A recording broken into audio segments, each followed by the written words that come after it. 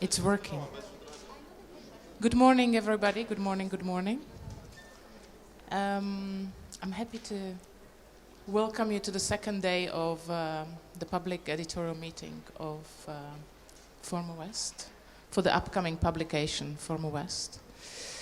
After an enormously exciting day yesterday, both closed and public workshops with activists and art workers from various artistic, political, economic contexts, we followed with two remarkable lectures, and I think all of us still engage in some sort of internal or share dialogue with others about the ideas that were brought up. I again see the banner that so kind of shocked me when I stood here yesterday behind the lectern, and I realized I forgot to say it's part of the exhibition by Julius Koller, which I don't know how to pronounce the title of because it's just the sign of the question mark, which is a typical sign of Julius Koller, a key figure of neo-avant-garde and post-avant-garde in Slovakia, Central Europe, and I think worldwide. Exhibition curated by Dusan Grun, Katarina Romberg, and Georg Scholhammer. It's a remarkable exhibition, and if you hear the sounds of table tennis, ping pong, as he called it during his life, ping pong, then you know it's coming from there. However, to the sounds of ping pong, if visitors take up the participatory position within that exhibition, I would like to introduce Kuba Szreder, who was introduced yesterday, but who's going to moderate the panel that we titled Division of Labor and Class Recomposition in the Arts. I believe we're going to return to the report, the art factory that we referred to yesterday, that examines the condition of artistic practices in the context of Poland at present. And we're going to try to kind of gesture towards what the political economy of Former West is seen from this perspective. And Kuba, as I mentioned, is one of the founding members of the Free Slow University in Warsaw, an independent curator, very stubbornly putting the word independent in quotation marks. When editing the text, I was trying to delete those, but he didn't allow me. So here he is, independent curator Kuba Szreder. The floor is yours, and I look forward to the conversations. Before that, housekeeping message. I see Witzke waving at me. We're filming all these debates, as you notice, and I would like to ask you, be so kind and switch off your mobile phones. And for the rest, join in the conversation, and thank you. Thank you, Maria. Thank you also once again to Sebastian and the crew, and Marta and Pavel and the crew from Modern Art Museum, with whom we work not only on this particular project, but where we also actually presented the, while working with Free Slow University, in fact, lots of the stages, public stages of this project were happened here. We had a conference in November 2014, and then a premiere of the Polish version of this report in March this year. So I'm really happy that actually now we do have a chance to discuss this report in such a magnificent company as yours, and present it to an amazing group of intellectuals who share with us these questions of art and labor. And when we think about this art and labor, division of labor in the arts and class composition of the art field, I think there are two primary controversies which arise. One would be the very question of art workers, another one would be the question of art factory. Why they are controversial, and what do I mean by this, by mentioning these controversies. First of all, I'm speaking from a position of person who, with Free Slow University of Warsaw from 2009, hammered about this art workers. So we organized readings for art workers. We organized conferences about political economy of social creativity.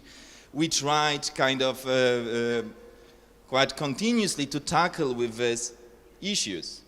And actually, the longer we hammered about them, the more problematic they became. I will not talk about the report, my colleagues will do it. However, when we talk about art workers, I would just, and art factories, I think that we should remember that these are political matters that are at stake, that these are not only empty signifiers, or they are not just empty words, let's say, they are really what we discuss here, they are actually political strategies. And that's why I would really like to thank all the people who joined us yesterday for this so-called activist workshops. I mean, we do not need to even use activists. It was basically workshops or like a meeting during which we shared different type of political strategies on these matters, because what is quite clearly, what was a clear outcome of this workshop was that we do not share a common vocabulary. Why we do not share a common vocabulary? Because people really do think differently how to politicize art workers or people who work in art. And that's actually what is really at stake while we think about art workers. Because for some people, it might be that art workers or people working in art or cultural producers should be politicized as if they were waged laborers. I personally don't agree with this. However, there is such a notion. For some other people, it might be that actually people working in the arts should be considered from the questions of sustenance and living wage as if they were unemployed or unwaged laborers. So then you have actually rather analogies with wages for housework movement and this kind of strategies related to a feminist critique of labor. For some other people, it is like still they do emphasize the vocational character of this type of labor. And they still think that there are certain type of elements in artistic labor which are worthy to be considered as some sort of models of how Bruno Julie calls it, neither productive nor unproductive activity which is not formally subsumed by capitalism. Which I think is a relevant and interesting position or a question, because we are talking about questions here and not necessarily about solutions. For some other people, precarity is, or like being precarized, is a condition which is common between people working in the arts and larger sectors of society. And for this reason, that might serve as a platform for politicization which goes beyond the very art field. For some others, like Brian said yesterday, we think about artists as embodiments of these flexible personalities, of certain type of contradictions of contemporary capitalism, which is embodied in apparatuses of networks, projects, of personalities, in this sense that they are not just individuals, they are always somehow related to these social apparatuses which are at stake, but they are permeated by them. And here we get to the question about art factory, because art factory should also be considered not as, when we called our report art factory, we do not mean it literally. We obviously do refer to post-operaist tradition in a sense of thinking about social factory, in terms of thinking about certain type of productivity which becomes dispersed all over the social, in which different biopolitical powers become somehow part of the process. And I'm sure that today's panelists will talk about this too. We are somehow quite often tempted in the arts, because we do believe in the work of we are doing, that art is some sort of laboratory of the future. I don't think that this is the case. I might have thought so in 2009. But after a couple of years of really thinking and reflecting about it, it becomes clear that art is rather maybe not necessarily a symptom, but it's a part of the larger social transformations in which maybe some processes become much more visible because of the specific character of this field and of the production that happens there. However, it would be rather ungrounded to claim that art is a laboratory of future forms of commodification. Still, it does say us a lot, I think, about what happens today in our societies, and that's why I would say it's still very interesting as a research subject, and it's very relevant for us as intellectuals, as artists, as workers working in this field to reflect upon it.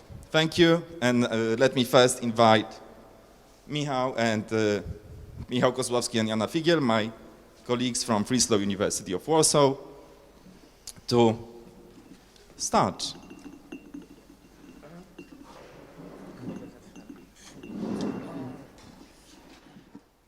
Thank you, Kuba. Thank you, all of you.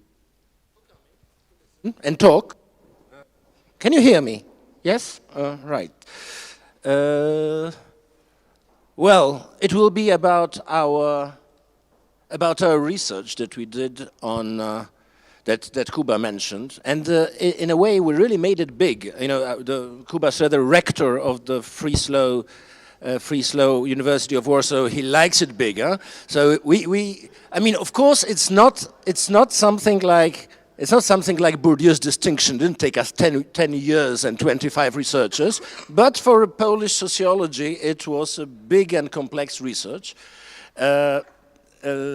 No, seriously, what I wanted to inquire upon, first of all, we departed from a very simple presupposition that art as a human activity is about the division of labor, contrary to its image of a solitary creator. So whenever, even in the case if somebody produces a work of art, an artwork all alone, I mean, in order for it to get exhibited, I mean, to fall in the trajectory, there is a division of labor. And then the division of labor, as we know, at least from Rousseau and certainly from Marx, it's a political issue, because with the division of labor are developed modes of distribution of socially valuable things, of social resources, or capitals, as we call them, social capitals. Basically, we focused on money, we focused on prestige, we focused on power in terms of capacity of action and fulfillment of a certain subjective strategy in the outside world. And then, so this was the general idea. We wanted to see how this division works, how the capitals are distributed, and hopefully, if we manage to, uncover tensions and struggles that stem from this form of division of labor. The research was basically a threefold research with one major bigger part. Two other parts were focus groups, so basically those collective group interviews that were conducted by Joanna. There was also institutional research where we tried to trace how actually institutions acquire and use money doing projects. And then the last thing about the general idea of the research, we took, well, the central thing was still a survey, an interview which contained both the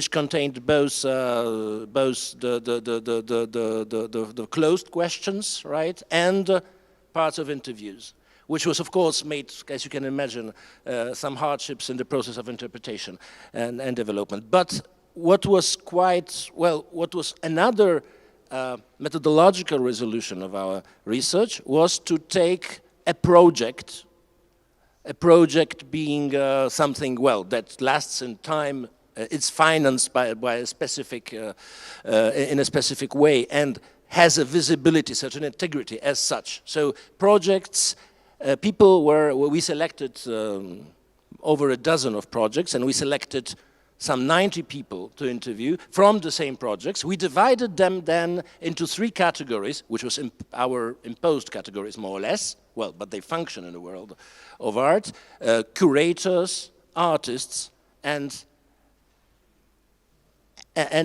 assisting personnel, right? The support people, support workers, yeah? And we hoped to discover tensions between those groups. Well, or if we don't discover them, then to explain why they're not there. So this is the first part. So I'm just going to say a bit more about how this research project is maybe situated among other research projects that would look at sort of lived conditions of workers in the art field, or maybe more generally creative and cultural workers. And there haven't been actually that many large and systematic studies of this kind in the past, and especially, well, never in Poland, I guess, in this way. So I just want to say briefly that, about the maybe inspiration. So like we've got Pierre Bourdieu's sort of sociological method on the one hand, and then maybe very vaguely, the research was also meant to engage with this sort of workers' inquiry, very broadly taken workers' inquiry tradition of doing research. And I guess in academic literature around creative and cultural labor and art labor, generally there's a vast proliferation of research on creative industries and sort of art workers and that kind of thing. But there's very few publications or few scholars that actually take an approach looking at artwork as art workers as workers per se, and all the processes of creative labor in relation to labor process, or sociology of labor, I guess. So that was one kind of inspiration behind this research, and there's also been a number of surveys that have been looking at artwork, and I guess we could mention Wage Survey, one of those conducted in the US, that has been in a way also a basis for this research project. And the sort of, we don't sadly have any visuals, but the way the interviews were conducted, the participants were asked to sort of visualize their position in different situations within their artwork, and I guess that sort of visual element has also been drawing on a number of other studies, and one of them would be like the work that Precarious Workers Brigade did in sort of creating these charts to like sort of self-map one's position in the art field, right? Thanks. So now we will briefly talk about some results, some outcomes. I mean, as it is always with such an amount of data, we had some arguments onto how interpret and what final diagnosis to deliver. Still, I think what we're gonna both say here is a little controversial. First question is about, well, it can be approached in two ways. I mean, either from the Thompsonian perspective of the moral economy of artistic crowd, or one could say contaminating Thompson with Bourdieu, moral economy of this field, or from the point of view of Boltański, the member of our advisory board, simply justifications and arguments that people use, either criticizing or approving the character of the division of labor in the process of artistic production. But whatever approach we adopt, even if they differ in some respects, well, one conclusion seems to be clear. There is an astonishingly high moral. Yeah, is it better? Meaning that basically, if you take artists, curators, and support personnel, you cannot trace big differences in the way they perceive the importance, the merit, the contribution of each other into the artistic process. Well, statistically significant is in fact perhaps only one element, the support personnel considers itself more creative than curators and artists are ready to admit. But even there, the differences are not big. If the division of labor and division of resources, so visibility, money, capacity of action, is criticized, it is criticized from the standpoint of what we could consider a traditional values of the world of art, meaning originality and creativity are the highest merits. Labor is, of course, valued, but always put under it. So labor and toil are never stand higher than those particularly artistic virtues, right? And so if the critique is there, the critique is always from the point of view, not enough art in art. Yeah? This is the critique. So this would be the first conclusion. The field is morally, or from the point of view of justification, integral. There are no big moral struggles in the field. Second issue, of course, we have discovered without any astonishment that in fact a lot of people in the field work for free. Roughly, of course, with statistics we have to be cautious, but still seems that like over 1/3 of the people do at least half of their work for free, and almost nobody, I could equally say nobody statistically really, is in a situation where or his or her labor is paid, right? So of course the question immediately arises, how does it work? And our answer there is quite close to what Hans Abich has developed or Carrot Workers Brigade have developed, however, with some specific, perhaps, modifications. Well, this free work is possible mostly because this work is vocational. And, well, we can say about the more general knowledge in social science, vocational work is specifically vulnerable to exploitation, right? Although there is a very important difference between vocational labors, I think, vocational works. Of course, vocational work per se is the work of work of a mother or a parent in general terms, but then this kind of work, if you don't perform it according to your vocation, is severely socially punished, right? So this is a tricky thing. There is another one. That is, however, more close, I believe, closer to reality here. Well, because why we don't completely agree with the Carrot interpretation? Because Carrot would suggest that the people working in the field work for free now as an investment because they really believe that one day they will succeed. They will get those valuable capitals. Actually, we didn't find confirmation of that. Most of them are realistic.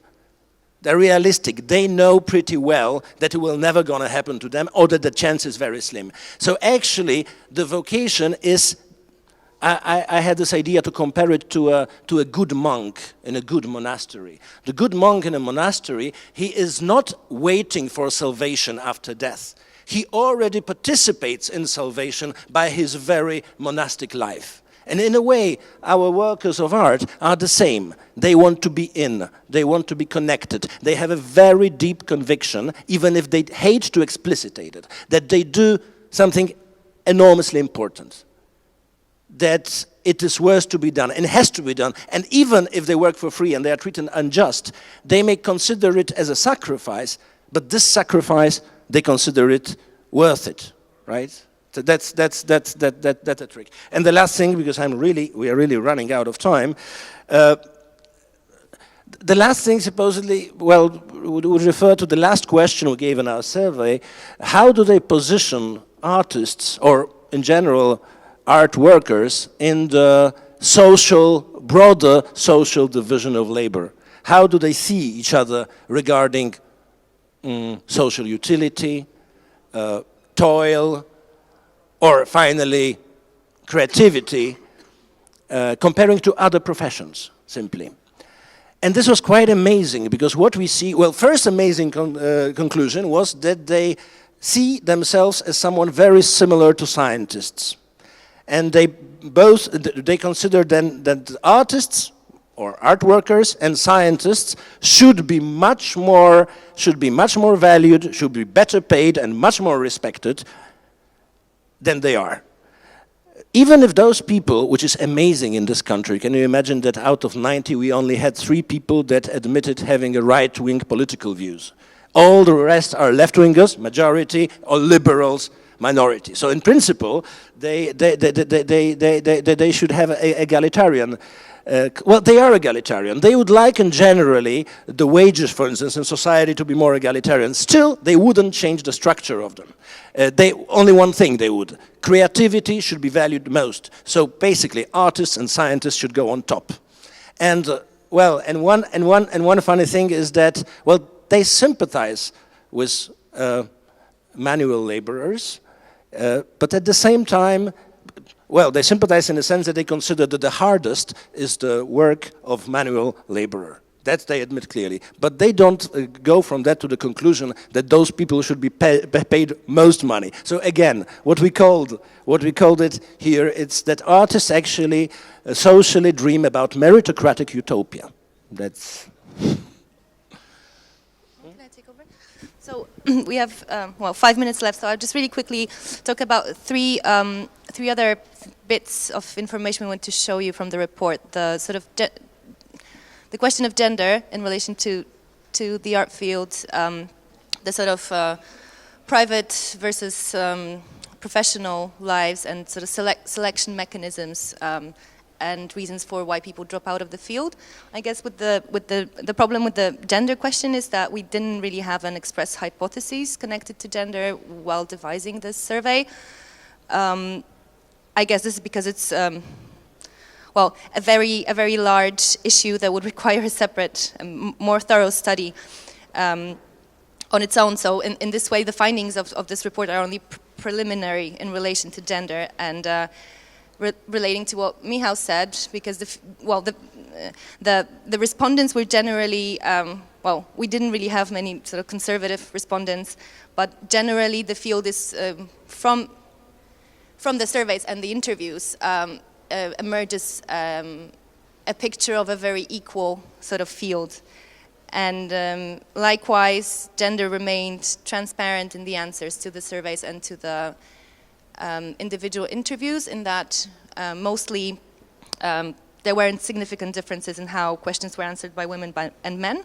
But then from the focus group interviews, a completely different sort of image of the field emerged. And so I guess this just is a sign that a separate sort of study looking at work of female artists and female art workers and cultural workers is really necessary, especially in the context of Poland. And also what is interesting, it was almost anonymously, all the respondents said that gender has is the least important factor that would influence recruitment for artistic projects. And then again, in the interviews, a completely different sort of view has emerged, and that actually, apparently, in practice, it doesn't work that way at all. The other two interesting things were that, or maybe unsurprisingly, women earn decidedly less than men in the art world in Poland. So they are, most of them, where is it? 1/5 earn an income above, only 1/5 belong to the highest paid category, and more than 1/3 belong to the lowest income category. And also there's a really sort of unequal distribution between the 3 categories of workers that we looked at, so curators, artists, and support workers, I say. So most women in the art field in Poland work in support positions, and there are fewest there are way more male curators than there are female curators. The distribution of gender and the artist sort of section of workers is more or less equal. But otherwise, men are overrepresented in the sort of in sort of higher positions, with the exclusion of a number of sort of high-profile directors of institutions in Poland. But then looking at well, from the interviews and also looking at sort of distribution of gender in work in art schools, what is really interesting, there are fewer professors and there's fewer women running pracownie. How do you say that? Ateliers, yeah. Sorry, master studios in art schools, right? But there are way more female students of fine arts that then who then finish their degrees and somehow do not emerge as practicing artists. So and also so I guess all this points to a number of issues that are also represented in other fields, undoubtedly, of economy, but especially from the interviews, and also we had a text in the Polish version of the report by Anna Zawadzka who sort of points to this sort of structural avoidance of conflict and sort of self-silencing of workers and that kind of thing. So that could point to why people respond to questions in a direct interview in a way and then talk in a different way in a sort of focus group. And then what emerges also a general sort of silence about like actual money issues and contract issues in the Polish artwork. So I guess if people don't talk about how much they earn, then women cannot necessarily compare themselves because they don't have the information to do that. And as for dropping out of the field, the sort of lack of social insurance that is connected to sort of precarious non-contractual work and the pressures of reproduction and social reproduction, of course, on women, mean that more of them exit the field or don't make it in the field, so to say. So there is obviously a need for furthering this line of inquiry. And then really briefly, well, the private, I mean, this is not like super surprising maybe, but they're sort of professional and private lives of people in the art field in Poland are hardly integrated. What is interesting, the most level of integration is among artists. Curators and support workers seem to respond that they have fewer, their lives, professional, private lives are less intertwined, which is kind of interesting because maybe it will point to the fact that we could say that more regulated, so contractual forms of employment so favor these clear distinctions. But again, there is a number. Okay, 1 minute. There is a number of conclusions that you can draw from that, and again, these came up mainly in the interviews, not in the survey part. Really quickly, you were over time. Yeah. So now I've lost my mind. So in the interviews, there was a lot of praise for the sort of collective. In inverted commas, or collective aspects of working with friends, but there were also very many negative remarks that kind of relate to sort of managerial or maybe management issues that they're sort of negative in the sense of creating new problems for workers. So problems with making criticism, managing expectations, fulfillment of tasks, pressure to work more, to work for free, to do favors. That workers have to then manage themselves, and also emotional aspects of work. And again, this sort of relates to the gender problem, the gender problem of female workers in the field who do mostly work in support roles, who are then sort of left to mediate the conflicts, people getting cross with one another, which is sort of another extra pressure on female workers.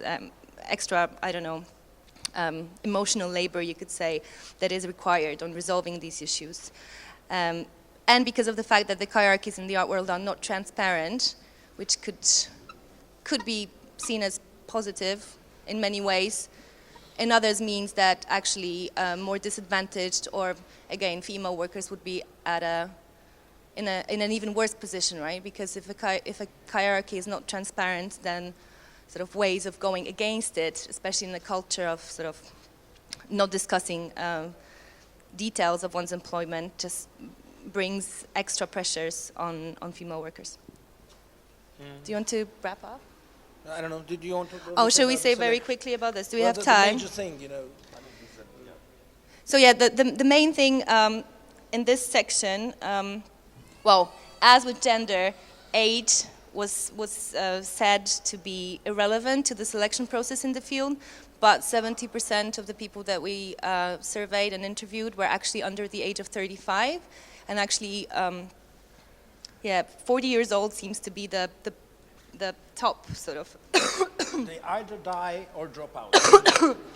Is the age at which people drop out from the field. What was the other thing? Well, maybe I'll say the last thing. I mean, one general thing about that, which of course puts in different perspective the whole research. Everyone we asked and we talked to were the ones who actually successfully passed the recruitment, right? So, of course, we would supposedly get another picture of those relations if we got the people from outside. But since we got this approach, I mean, a bit like in workers' inquiry, we were on the shop floor, so we were not looking at the unemployed. But of course, we have to keep in mind unemployed make a part of the game.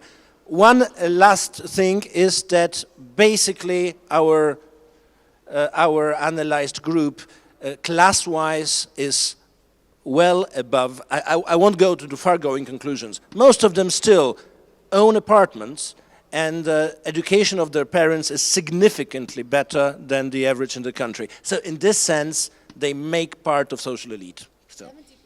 Yeah. 70% of people in the field have parents with higher education, I guess, right? And almost a half on their own flats. So, yeah. Thank you. Thank you very much. No, you stay. It's not so easy.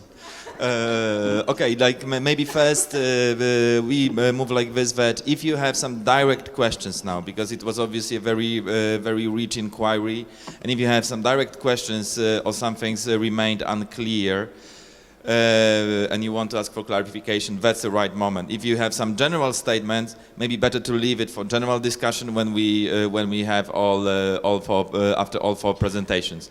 So questions for clarifications, if you have any, please ask now.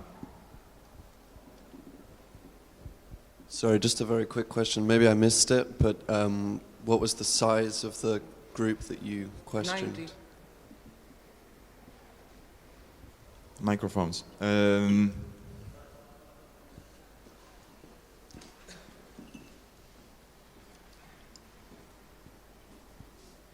Yeah, I'm curious in a commodity producing society and a society based on contracts that you didn't inquire about the way that people define the work.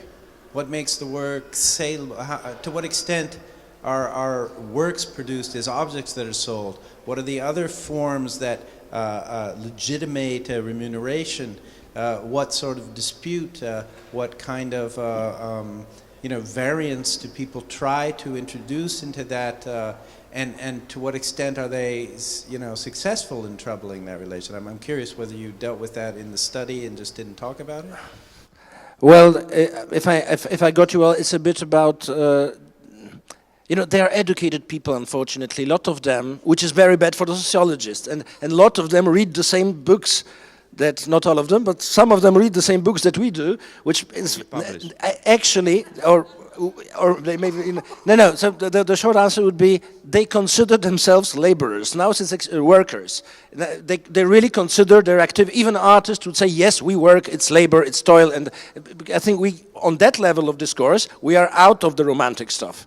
They actually enjoy being considered, so they really do, they are proud to say that it's work, and most of them, with exception of some artists, but minority, consider that it's collective work, even. So in this sense, it's not that we have to push them to distinguish between artistic creation or work. They consider artistic creation work.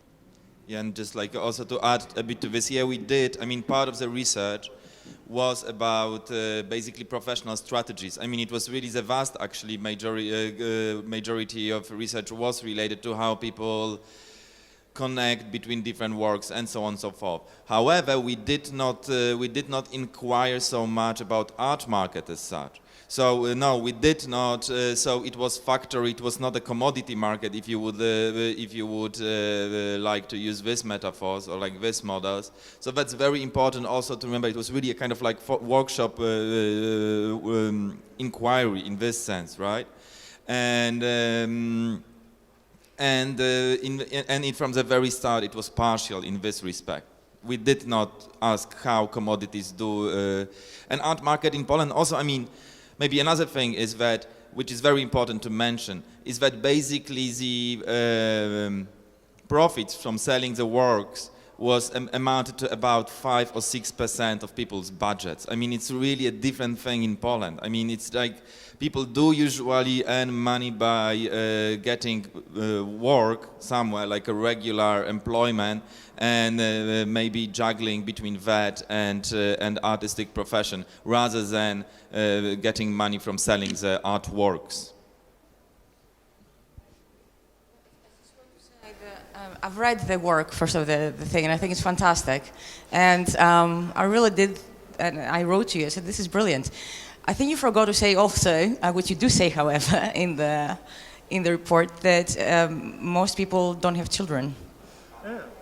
Which I think is a really important thing that inhibits mobility. And so indirectly, I think the report dealt with gender much more than you discussed, but the evidence for me, you know, that's why it was so useful. It was there. That's why I'm saying implicitly it gives us a lot of information about the gender relations, right? There weren't direct questions about it, right? And there wasn't a direct hypothesis. And as I said before, like you would have to really devise another study, which I hope we will manage to get off the ground in the next few years. But yes, most people don't have children, and the factor of childbirth is actually below even the national average, which is very, very low in Poland, right? It's like 1.2, like it's almost 1.3. 1.3. So, no, I just want to say to you that it's not that different in Scotland. Okay, like artists do not make. I'm not even going to mention Greece. Artists do not make a living at all. They need to have other jobs. As simple as that. There were other. Here.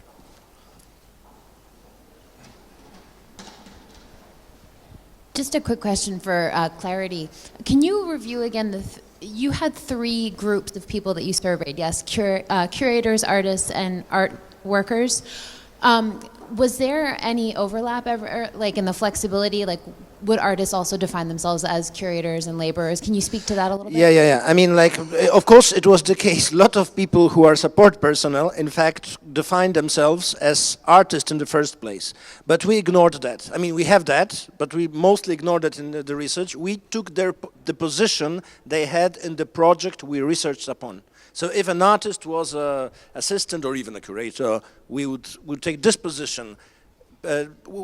Generally, our relation to temporality, for which we were criticized by some of our experts, but it was a conscious choice that we didn't look at time trajectories. We just wanted to have a cross section of what is happening in a one little time span, dense time, right? And maybe this is also, I mean, I will add to this 6th point, which actually was maybe a bit rushed because of the timing here, is that because we really took this synchronic picture of the field, we did miss, I think, the very important factor of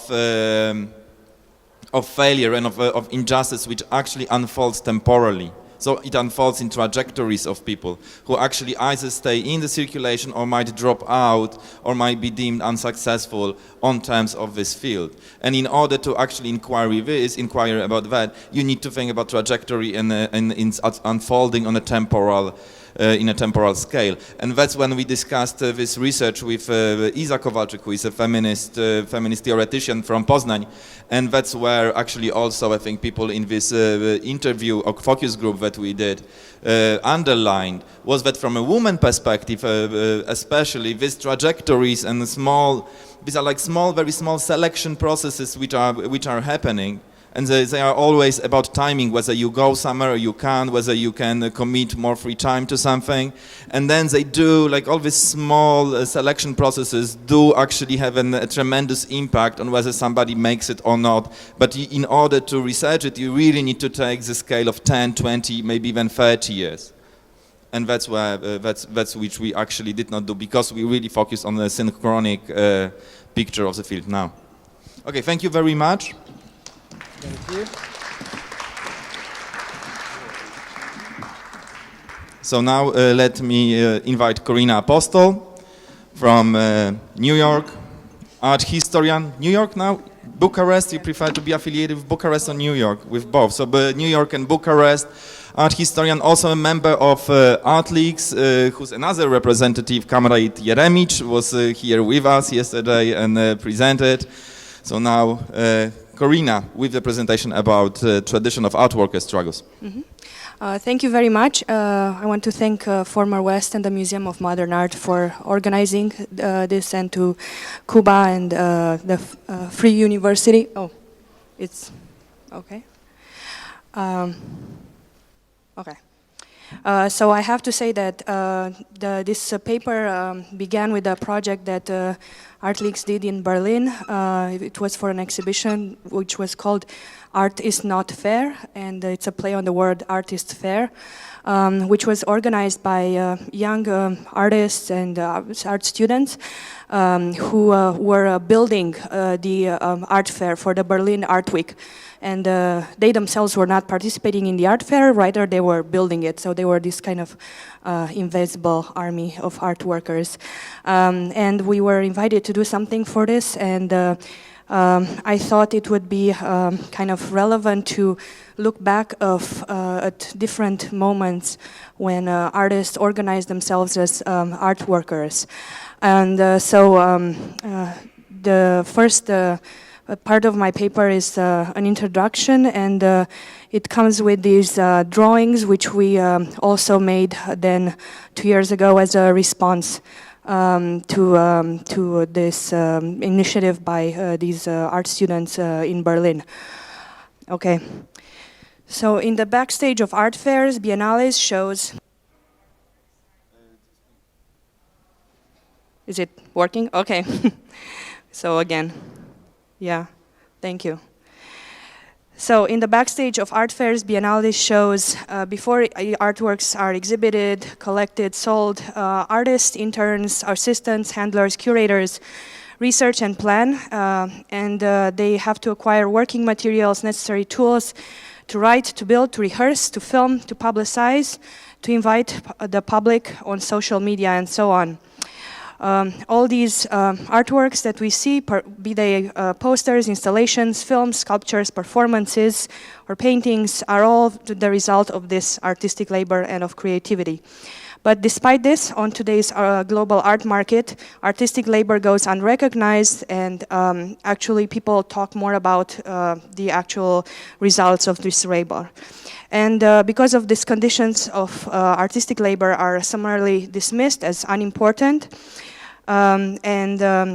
in some cases, when members of the art community do decide to speak out about their conditions and about problems that they face, they run the danger of being excluded from exhibitions or projects, or being blacklisted from working in certain institutions. And yet, this critical state of affairs is not immutable.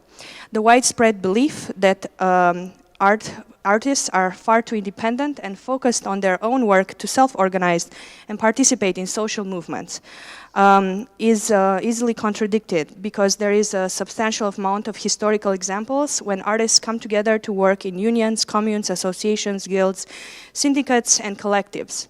Many of these started in the mid-19th century and the beginning of the 20th century. what is important is that these artists were not just seeking better pay, legal rights, and life securities, but also aligned themselves with other workers' movements that challenged the status quo.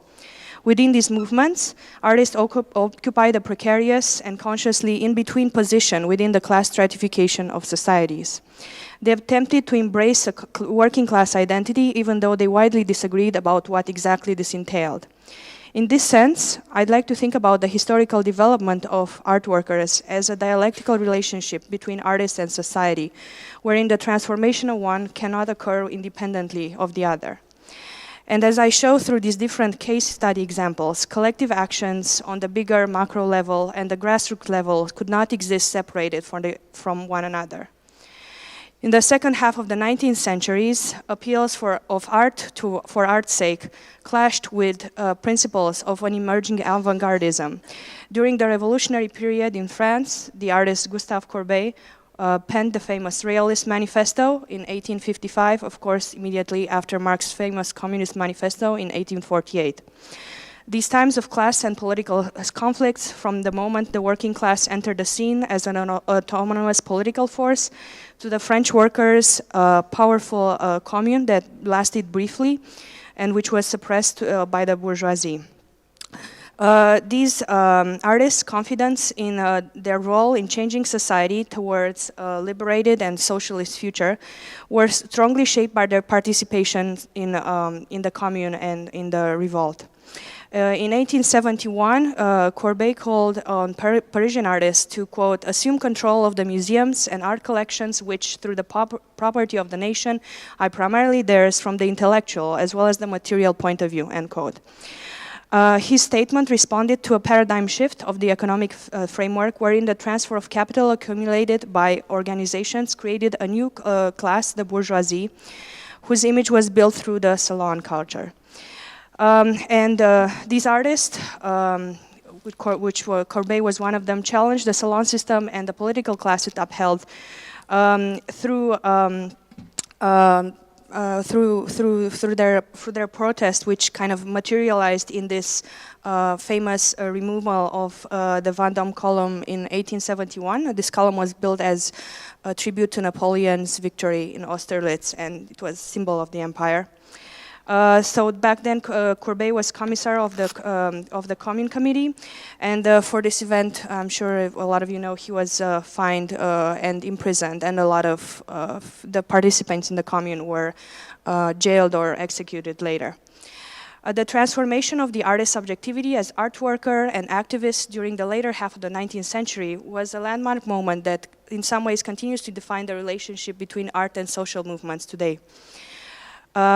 The Paris Commune's artist appeal was one of the first instances when artists' aspiration for social change led them to align themselves with the wider workers' movement and break with bourgeois institutions of art and with the monarchy. Transgressing from artistic practice in political actions, artists could be considered as a counterpower occupying a function within a revolutionary order, although this lasted very briefly. There are other groups that followed in the 20th century and today that sought affinities and alliances to various degrees with members of the left and of the new left. The concept of art workers reoccurs as a form of artistic subjectivity under which members of the community mobilized in different contexts and using different strategies, from artistic interventions to direct actions to unionizing. And when I look at these groups, I do not necessarily mean that there is a historical causality from one cycle of protest or one movement to the other. Rather, I'm more interested in building a ground for a comparative studies of both continuity of change, of overlap and dissonance between these groups. And I will skip this. While these participants did not express a specifically socialist or leftist position, the Dada art movement also opposed the values of bourgeois society, of political conservatism, and the First World War. It introduced this rebellious attitude towards artistic production and expressed a set of discontents with the institutionalized nature of the art world. Some members of Dada in Berlin especially sought to identify, at least in theory, with the working class, presenting themselves not as artists in service of capital, but rather as artists of the working class or art workers. As other critics have observed, Dada's perpetual return is due to the constant need to articulate the ever-changing problems of capitalism and the role of the laborer within it. Unlike their predecessors, Dada was mainly an artistic movement spearheaded by groups who had been displaced by the First World War and who used various forms of creative expression to show their anti-war position. There was an affinity between the various Dada movements and the left political parties, especially in Berlin, although rather than occupying a socialist position, Dada remained heterogeneous and anarchic. The movement sparked an awareness that the artist's role in society could no longer be considered according to antiquated and very, of course, problematic nature of bourgeois society. In Mexico City, only a decade later, the pioneering Syndicate of Technical Workers, Painters and Sculptors would demonstrate with local workers' social movements. Even though Mexico had at the time won its independence in 1821 from the Spanish Empire, the economic divide between the rich and the poor and the social gap between the Spanish and Amerindian descendants were still glaring and sparked a decade of civil wars in the country. In their 1922 manifesto, the syndicate sought to affiliate themselves, quote, with those who seek to overthrow an old and inhuman system, without which you, worker of the soil, produce riches for the overseer and politician while you starve. We proclaim that this is the moment of social transformation from a decrepit to a new order. End quote. Their goal was, I'm quoting again, to create a beauty for all which enlightens and stirs to struggle, end quote. The syndicate, which functioned mostly as a guild, was directly affiliated with the Mexican Communist Party. Its members' activities were invested both in a new type of collective artistic language, which found its expression in the well-known educational public numerals, which were sponsored by the state at the time, and woodcuts and lithographs printed in the newspaper El Machete, which defended artists' rights and interests. However, over the course of the decade, the syndicate members grew increasingly dissatisfied with the government and began criticizing the post-revolutionary realities in Mexico. And thus the government terminated their contracts, expelled them from the party, and the syndicate gradually dissolved as some of its members emigrated. Yeah, this is from El Machete. A similar organization was founded in New York almost at the same time in 1928, the Harlem Artists Guild. Its first president, the artist Aaron Douglas, together with vice president, the artist Augusta Savage, and prominent members of the Harlem Renaissance movement, fought to end the race-based discrimination and for the inclusion and fair pay of African-American artists in artist organizations. Although the artist union already existed in New York at the time, I'm sure you know this image and this famous example. These artists from the Harlem Artists Guild felt the necessity for an organization based on the needs of the Harlem artist community that would more effectively and represent and lobby for their rights. The Guild's constitution stated that, quote, being aware of the need to act collectively in the solution of the cultural, economic, and professional problems that confront us, our goals are first to encourage young talent to foster understanding between the artist and the public through education and through cooperation with agencies and individuals interested in the improvement of conditions among artists, and finally to raise the standards of living and achievement among artists, end quote. The Guild played an influential role in helping artists attain the recognition necessary to qualify for them for the Works Progress Administration's projects. With the assistance of the Guild and the WPA, these artists succeeded in gaining employment, despite the fact that this was the so-called economic crisis or the hard times of the 1930s in the U.S.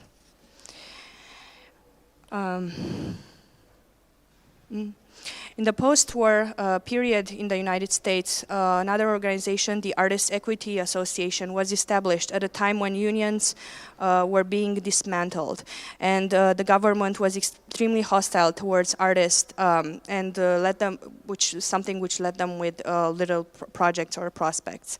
The association was opposed considerably because the idea of organized artists was looked on with suspicion by conservative critics and lawmakers, because there was this lingering antipathy to the activism of the previous groups that I mentioned. And because, of course, there was the Cold War, the ideological mistrust of socialist values. The association ended up replicating or duplicating some of the activities that concerned its aforementioned predecessors, putting in place its own grievance committee, and it functioned as a collective working platform which agitated for improved economic conditions for visual artists and for the expansion and protection of artists' rights. Even though it did not endure for more than a decade, the association did function as a national endeavor, bringing together artists, museum directors, and critics to discuss issues around the visibility of the artists and their financial conditions. In the 1960s and 1970s, again on the background of intense global crisis, artists again self-organized, identifying with the workforce, which was under pressure to accept all cuts and to renounce unions. In 1968 in France, artists, workers and students, which were angered over general poverty, unemployment, the conservative government and military involvement in Southeast Asia, took to the streets in waves of strikes and demonstrations. They occupied factories and universities. The example that I'm showing here from Atelier Populaire, or the Popular Workshop, a well-known artist organization, was founded by these art students and faculty on strike at the Fine Arts Academy in the capital. And they produced these street banners and posters for a revolt that would, quote, gives concrete support to the great movement of the workers on strike who are occupying their factories in defiance of the Gaullist government, end quote. These posters were designed and printed and distributed freely. They were put up on barricades, they were carried in demonstrations and plastered on walls across the country.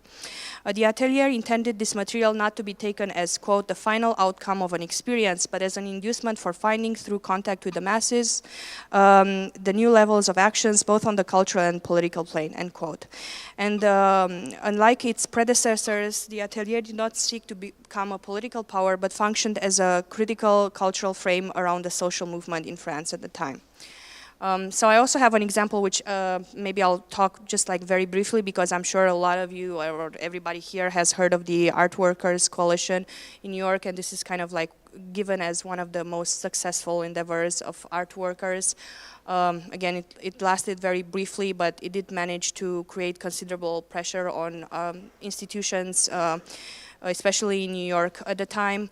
And they also formed an association which was kind of also functioned as a trade union, which united artists with other staff working at the Museum of Modern Art at the time, called PASTA, which is also very important. So I think now I will skip more to the present. So today it has become very clear that artists are pressured to conform to the logic of the art market, as others have mentioned. And also, as critics have observed, they have become the symbols of the new neoliberal creative economy. But at the same time, there are those groups today that continue, that while leading this precarious existence, continue to identify as workers, which is paradoxical because we are living through times when these industries have disappeared, where there's no more welfare states, where there's nothing to mediate between the working population and the corporate empire. Of course, a lot of artists are struggling today, and when a lot of the cases that we deal with in Art Leaks concerns those many artists whose production is invisible, but it's very times necessary for the art world to go on as it is. I'm sure, and a lot of you have mentioned the problems that they are dealing with is not being able to afford a studio, with constantly going through teaching positions, with having almost no health benefits and so on. So in these, I think in these moments, it's become obvious that we again need this collective political organizing. I wanted to end with this, that there currently exist groups that we work with, and I'm sure a lot of you here have heard of already, that are dealing with these issues from New York to London. I'm just showing different groups that were already mentioned, the precarious workers brigades, to maybe less known to Moscow, the May Congress of Creative Workers, to Kiev in Ukraine, the Assembly for Culture. I'm not going to talk about that much about them here, but I'll mention that we, through our publications and our websites, have kind of conductive interviews and have written texts about a lot of them, and you can find them online. My point here today is that one of the, I think, biggest challenges that groups like these face and that we face is that there still needs to be more defined an overall strategic vision of and the precarious ways in which our activities exist, a condition that, of course, is also visible in the current fragmentation of socially engaged, politically committed activist practices. There is currently no kind of general, I think, cohesion in tactics or demands, nor are they or we explicitly affiliated with the broader social movements as the previous examples have been. The point of this text that I wrote and of these examples is that there do exist these counterexamples from the past that we can perhaps learn from and not necessarily make a synthetic model of, that we can look back to, and in some cases we don't have to kind of reinvent the wheel. I think a lot of what we are trying to do is kind of make these groups talk more to each other and also look at the past for inspirations and for models to organize or unionize. So I'll end here, and I'd rather have more time for questions. Thank you. Okay, thank you, Corina.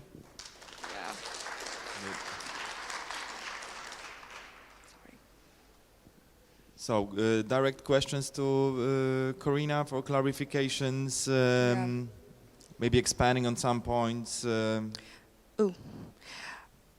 I have to say this is also like a shorter version of a longer text, and the text gives more examples and goes more in depth into these examples, and it's also available online as a PDF for free. So, yeah. Thanks very much, Corina. That was terrific. Doing work with Pangea Sculpture Center and speaking to many young sculptors who, for instance, are probably busy at Frieze right now doing the install. Something that for us has resurfaced over and over again is that they feel they're not getting the education within art schools, and this is part and parcel of radical de-skilling. As a result, they're pimping themselves out afterwards with the express purpose of skilling up. And so this is resulting in a whole lot of free labor that is maybe not necessarily as recognized as it should be in relation to what the artists themselves are identifying as a reason for working. And I'm just wondering if in your work with Art Leaks, if this has surfaced at all, and if so, if you have any recommendations for how these young artists might deal with this. With access to education, if I understood you correctly, and in relation to like this free labor that is produced. So there are really two parts to this. Yeah. On the one hand, I'm interested if de-skilling has surfaced in your research as something that is being faced by artists more generally coming out of art school, and then consequent to that, them feeling like they need to skill up, and that being undertaken as a form of free labor. And then finally, whether or not you have any recommendations for how artists might engage with this. I mean, I can talk about the situation in the US where I teach sometimes, and I have a lot of students who are artists who are getting masters and PhDs, and and related to this, I think they feel like they feel like they need like more degrees also, and they also feel like they have to invest a lot in these degrees, which is like a different problem. But then like when they actually go out and like, you know, in a gallery or like try to exhibit or something like this, they make no income out of that. And as a result, they're a lot in debt and have like these, but there's definitely kind of like a pressure to have like, you know, all these like higher degrees, even as an artist, which I found very surprising. And the second part of your question was, do I have like advice for them? Yeah, actually my question was around de-skilling. Yeah. Like universities don't know how to handle work. Yeah. They don't learn how to art school anymore. So I mean, I think it depends. It's difficult to. I mean, okay. For example, these art students that I mentioned in Berlin were extremely skilled. Like we went to the making of their installation, and they were producing these things, and they were super skilled. We were admiring them. They're like really, you know, and they were. we were making a comment like, I don't know if we know like as much as they do, and. But I think I'm not sure. I think it depends a lot on the context. And again, like being in the U.S., the students that I work with, I mean, they install their own shows and everything. They have a lot of kind of manual, like, you know, technical like experience. If I were to talk about Romania, where I'm from, I would say there's maybe not so much emphasis on this, but we're talking about very different systems of how artists are trained. Like Romania is still dealing with this, you know, kind of more conservative approach and more fine arts approach, whereas in the U.S. you would have more conceptual art approach. Okay, to, maybe some people do have some more direct questions to the presentation. History of art worker struggles? Any inquiries about that? Everybody knows all this already, I feel like. Maybe, seems so. It's obvious. Okay, I'm sure that there will be also lots of questions later on in a panel. So thank you, Corina. Thanks again. So let me invite on the podium Angela Dimitrakaki, who is a writer and a theoretician based in both Athens and Edinburgh, right? Yeah, that's correct. I'm a senior lecturer in contemporary art history and theory there. Thank you for. You don't hear me. You can't hear me. Can you hear me now? We need to use microphones. So thank you for this opportunity to participate in genuine knowledge exchange, which is not top-down. So the title of my paper, which I never sent to you, my apologies, is "What is an art worker?" And I am answering this question at the end of the paper.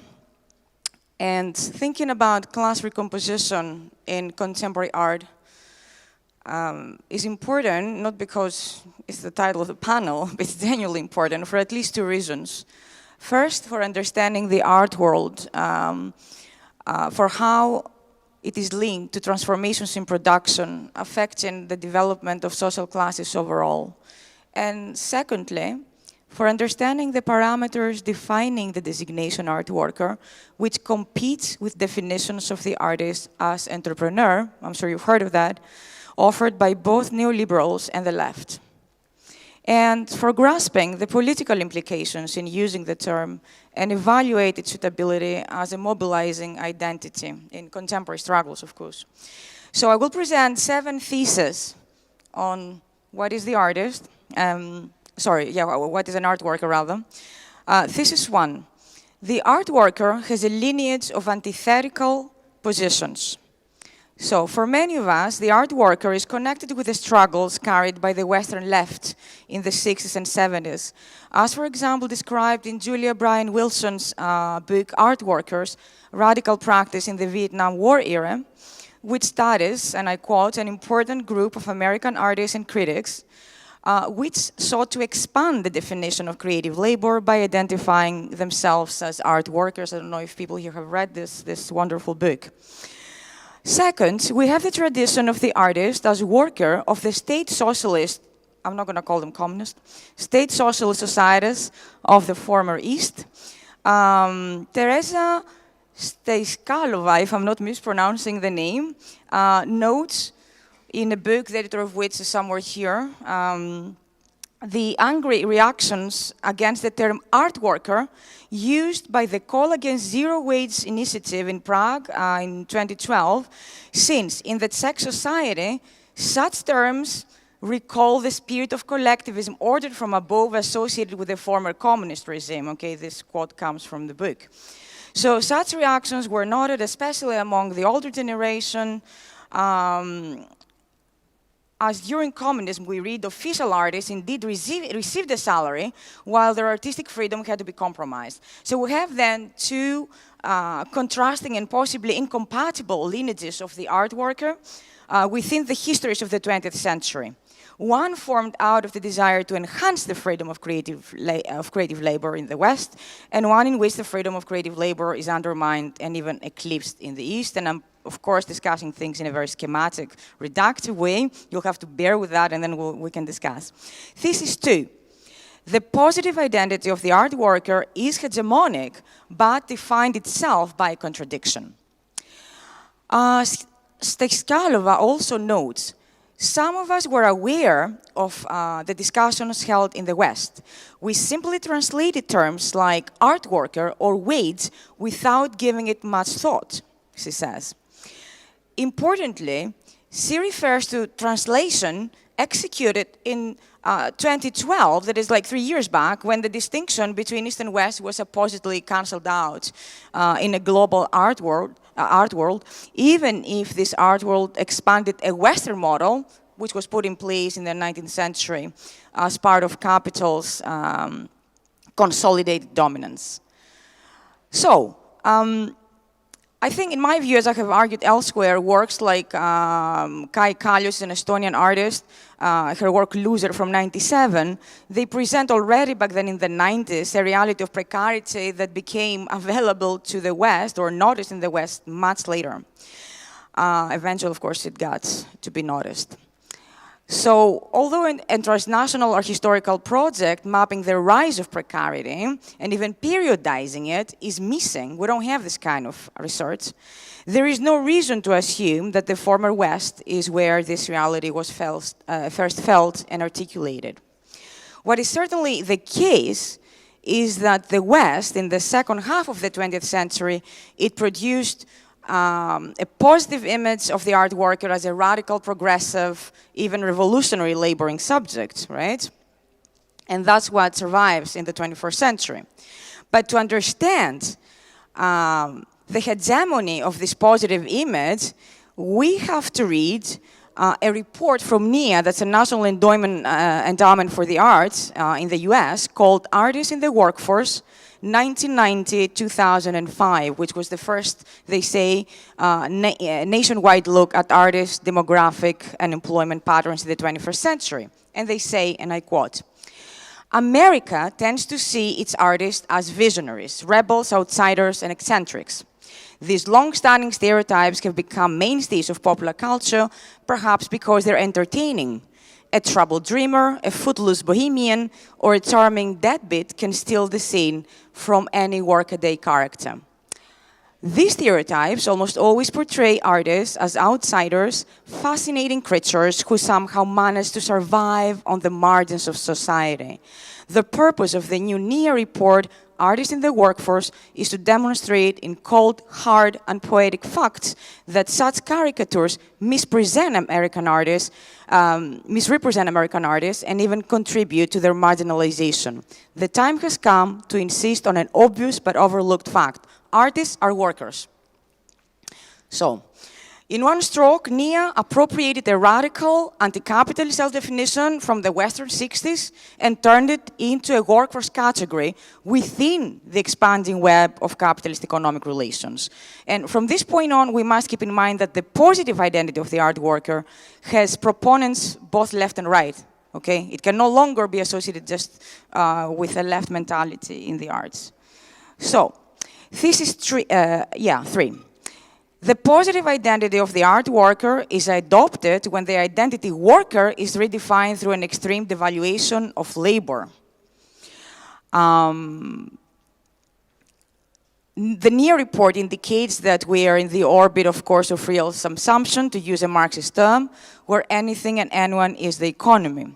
Now, neoliberalism's desire to describe artists as workers is hardly a mystery here. The artist is formally called a worker when the precarization of workers and the devaluation of labor is witnessed across the board. Even if, as stated in the Art Factory, an identification of precarity with poverty cannot be assumed by default, right? Because there is the privileged class background that mediates this. When the UN says, and this was said this year in the summer, that barely 1 in 4 of the global workforce has a stable job, okay? The 3 remaining people are highly unlikely to have the safety net of class privilege. So, globally and besides the arts, this doesn't hold. When in August 2015, the press reports that 1 in 4 jobs now paid less than the living wage, with almost a third of women on less than 7.65 an hour, the currency is the sterling, and of course the jobs are in Britain. That was reported in the British press, okay, not in Africa. So, indeed, it might be highly beneficial for British neoliberal government to also declare that artists are workers, because how else would you define a group of producers in which most do not make a living despite performing on the shop floor, and the worst of among them are women? In short, in calling artists workers, neoliberal governments respond to a big problem facing them. They must justify to a group of people why they're poor, despite participating in the economy as working subjects, as laboring subjects. And the best tactic is to say, please, dear artists, do not complain, because we do what we can, but these are the trends of the job market, okay? And if there's general unemployment, casualization, so on, you should expect to be affected, which is pretty much what was said in America. So, of course, we saw something similar when women were admitted to the club of self-defined subjects. If you remember for postmodernism, that subject suddenly was non-valid. Thesis 4. The art worker identity is created through the contradictions of monopoly capitalism. The question for many left and right has been to ask how are artists affected by the trends generally encountered in the group called workers. The question, why are you designating artists as workers, is not raised as much, as if it is a self-evident truth. Arguably, it is not a self-evident truth. The artist as worker is an ideological construct, no less so than the artist as entrepreneur. This second ideological construct can hardly be maintained today, because if we consider the fragmented data about most artists being unable to even reproduce themselves, we have some data, mostly from the States, on the basis of their income, then the self-evident truth, the only self-evident truth, is that artists are catastrophically bad entrepreneurs, or that the economy in which they function as entrepreneurs is hostile to entrepreneurialism. That's also a possibility, okay? Hostile to enterprise, hostile to startups, small businesses that can exist without having to grow, okay? This is a big taboo for capitalism to admit, because individual success, either of a corporation or a person who applies herself hard and expects to beat the competition, is the poster boy idea of capitalism. And where artists are concerned, this would be even more absurd, since creativity is so strongly linked to innovation. So it may be a taboo for capitalism, but as Marx observed in the 19th century, Braverman elaborated in the 20th, and the TTIP agreement just signed confirmed in the 21st century, capitalism tends towards monopoly. And capitalism is apparently bad for entrepreneurs in that sense.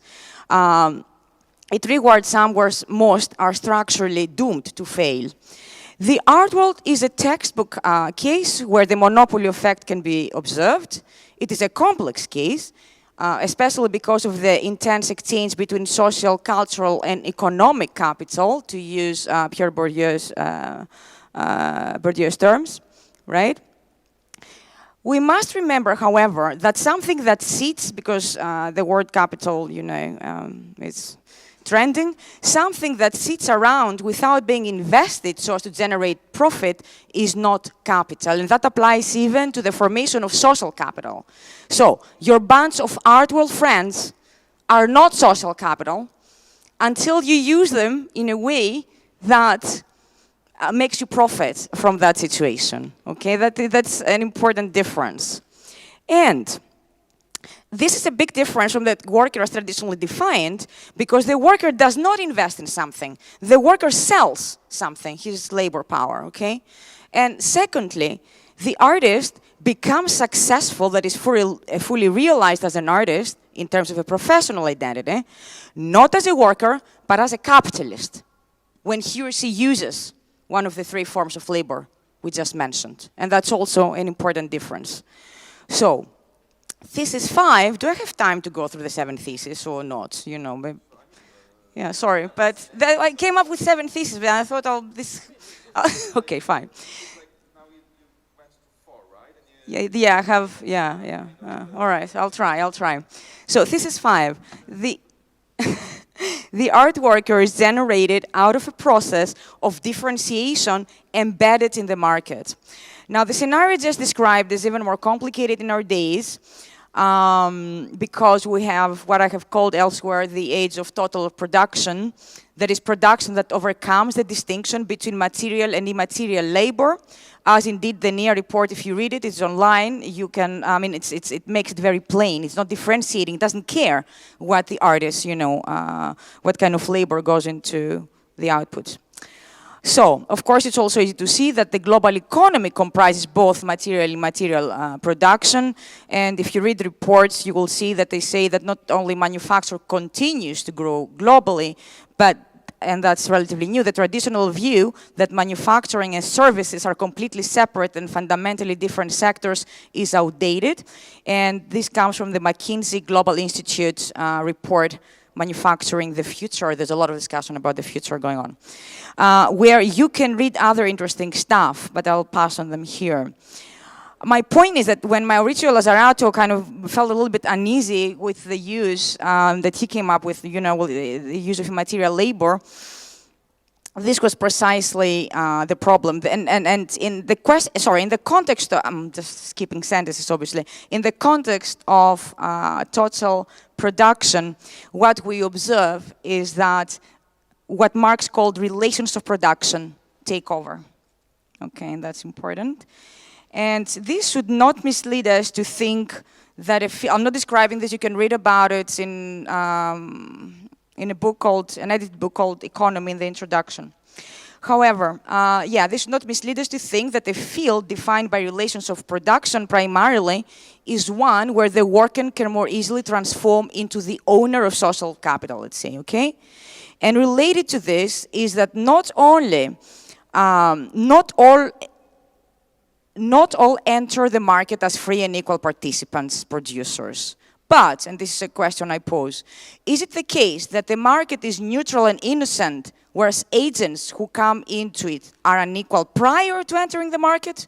Or is it the case that previously free and equal agents become unequal from the moment they enter the market? That tends towards monopoly, okay? For example, the monopoly of visibility by a very tiny percentage of competing artists that we see in all the world's biennials, taking all the awards, dominating sales, becoming the art historical canon, etc., etc. So, we can see that in this kind of context, the conditions of entry play a determinant role. And in my opinion, we're hostage to a situation far worse than what the two questions imply. That is, the market, that's how we define it, is where and when previously unequal agents get to become even more unequal as they enter it. And the differentiation between worker and entrepreneur is part of this process, and my example, which is my thesis 6, is going to be gender and women.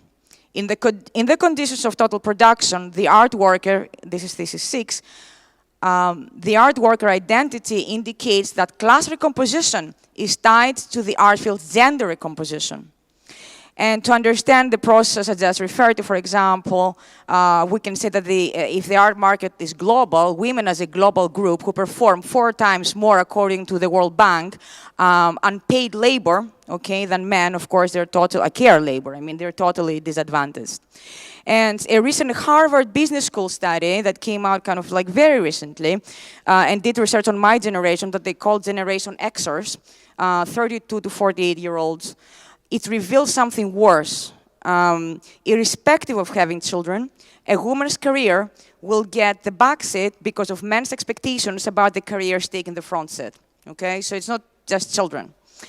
In the conditions of total production, careers, what counts as productive labor, requires so much time that make the equal sharing, you know, of care labor a real challenge. Now, I can tell you that we do not have such a study about the art world at large, and we sure need one. In the meantime, we'll have to live with several facts and or assumptions, therefore, that we have more female than male art graduates, implying, okay, there is partial data about that from America. Morarelli has done research, and The Guardian has published things, and we're lacking data, such data from almost anywhere else. Yes, this implies a gender composition of a group called artists, or art workers, if you will, where the female gender dominates in numbers. That's the important, okay?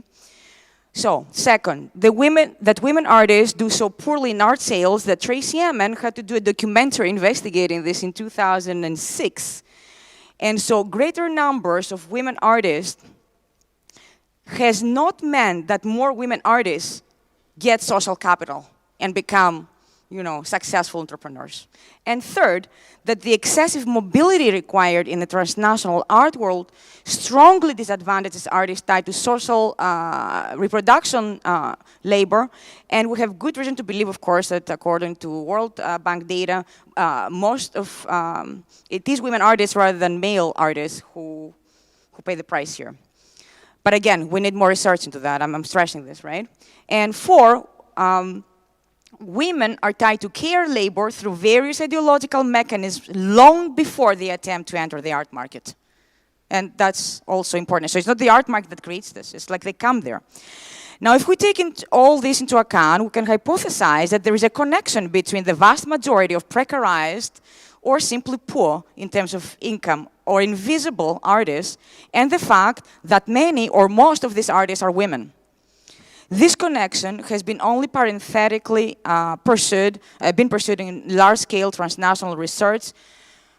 And keeping this in mind, I would say that we're not at all in a good position to understand the class recomposition if we don't understand the gender composition first. It's essential because of the numbers, because of women reportedly, you know, dominating the numbers.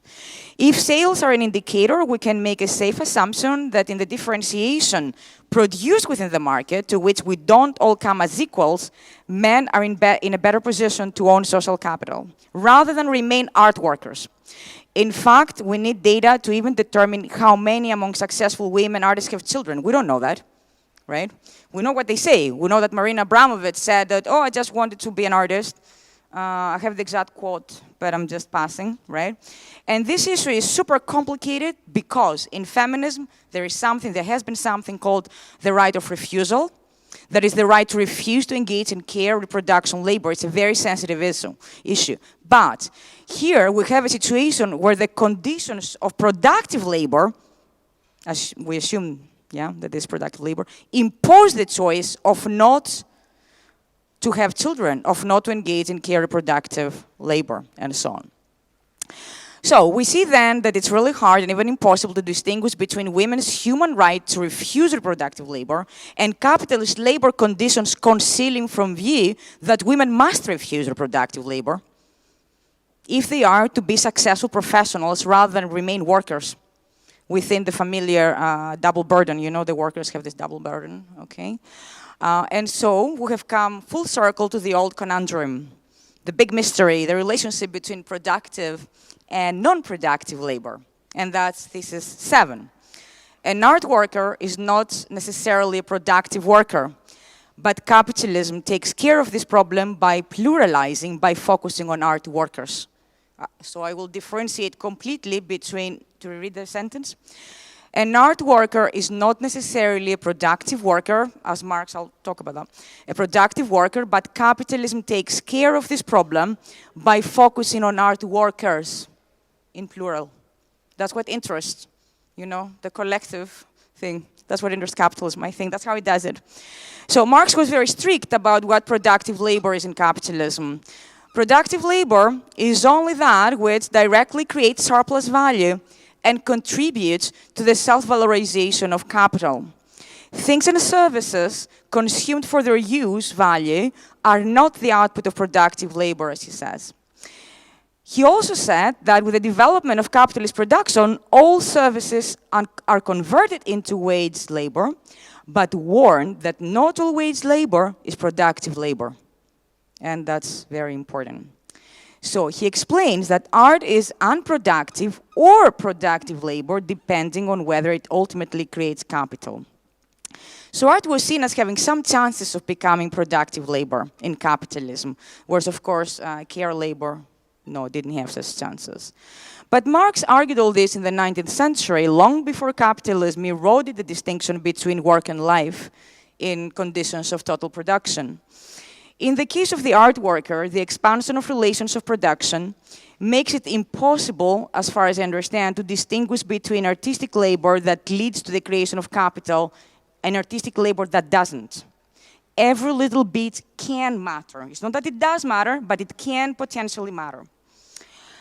Ultimately, whether the artist is a productive worker will be judged by the result, whether his labor has succeeded in generating capital directly, and I'm using his labor on purpose, okay? I'm not saying her labor.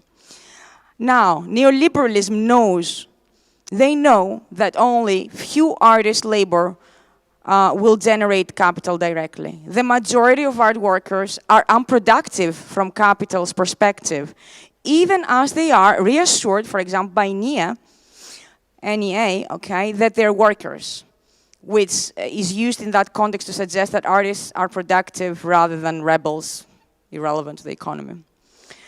Artists must indeed be made to believe that they are productive workers, but not because capital does not want to hurt their feelings. Rather, because it is only out of the competition among artists that some of them will eventually create capital, that some of them will eventually become productive workers, okay? So artists must continue to produce en masse and compete en masse in order to achieve productive labor. That is the objective. That's what capital requires and expects. So, let us assume that some artists choose to remain unproductive. That is to say, I'm not participating in making capital. I will call them separatists. And I can tell you that feminist separatisms, the traditions we've got, they have been very ineffective as regards social change, which is why we are as we are today. And the reason that separatism fails, again, is a question of numbers and of accounting. It's because there have never been enough separatists. That's, you know, to go around. And of course, if most artists dropped out, you know, from the art market, that would like make it collapse. There's no question about that. So the reason why they don't do that is, of course, that the market controls the means of production, the relations of production, and the exchange between different forms of capital. All these are controlled by the market, okay? What happens then when artists demand wages from the state? Now, there can be two responses of the neoliberal state. I don't know that we have any other kinds, even in Greece. One is, no artists, you're fundamentally unproductive labor, and if you want to work as artists, you must become productive labor by generating capital, and that happens in the private sector.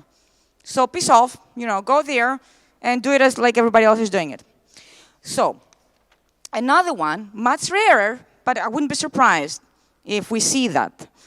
Okay, artists, and perhaps we are seeing in some advanced economies, okay, artists, we will offer you wages that can help you acquire the means to keep yourselves alive and get the basics for your labor, but only in order to facilitate the competition among you about who will eventually generate capital.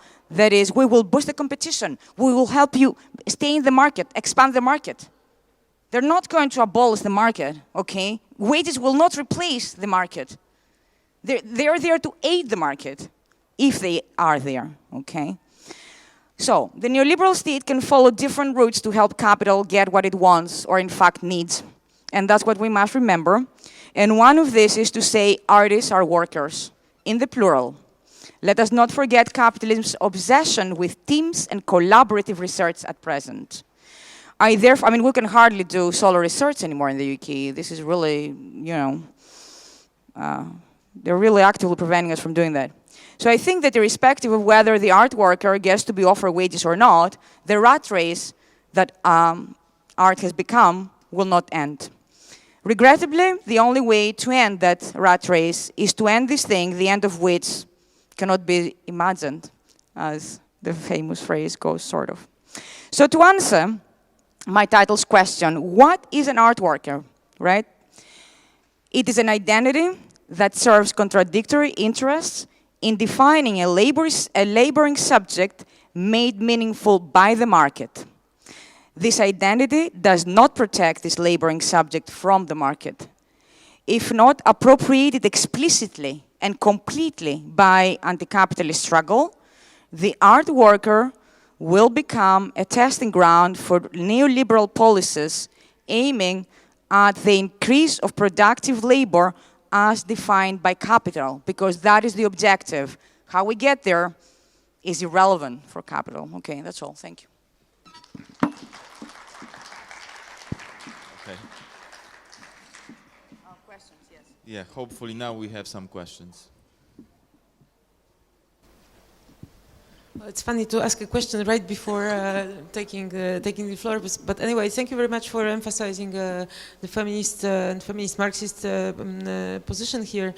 I think that it would be, I mean, this is rather a comment than a question, that I think a very interesting line of feminist approaches to this whole issue sort of emerges throughout the panels, and I think it would be super interesting to have like all the feminist the scholars or speakers here to sit together and discuss it, yes, and have. So on one hand, it would provide this kind of separation of the feminist and allow all other panels to perhaps not even touch to the issue of women or the issue of feminism, etc. But on the other hand, it could allow an exchange. So it would be I think interesting. My question is about separatism. You were emphasizing this a little bit ironically, I suppose, but still it was there. And I was serious. I'm always ironic. Sorry. I'm trying to think about all kinds of highly elitarian gestures of withdrawal, and I'm wondering how you would defend the proposition of separatism of this kind that you argued for, from a very simple, very simplistic perhaps objection that, I mean, there are some people who are already separated by the means of their class position. Mm-hmm. They have already taken a step away. And so do we not, by repeating this gesture, precisely join the ranks of those who are privileged enough to produce this kind of separation? I'm not sure I understood the last part of the question. Can you just speak to the microphone? Sorry. I'm not sure I understood the last part of the question. I thought you said that there are people who have already dropped out. Let's say, no. Okay, so there are those who are already separated precisely by means of their superior class position than anybody else. They are already separated. My question is, how does your separation differ from the separation already performed by those who are like the top peak of the artistic production or production in general? But I'm not in favor of separatism. No, I I like it that I think it's fantastic and necessary that it exists. And it's one part of the struggle. But I think that it always seems to cut only 1/3 at most of this page. And if it doesn't cut 2/3 to separate, right, then it doesn't work. It has not worked. I think it's wonderful it exists for other reasons, but politically it has become, unfortunately, I mean, I don't think we have examples that have not failed within the bigger struggle, which can be women's emancipation or the end of capitalism, or these kind of big projects that we do. So I think within the bigger picture, we don't have successful separatists, I would say, unfortunately. I would very much like it to be otherwise, but maybe I'm wrong historically. And of course, I would like to be proven wrong. Any other questions? No, really? Oh.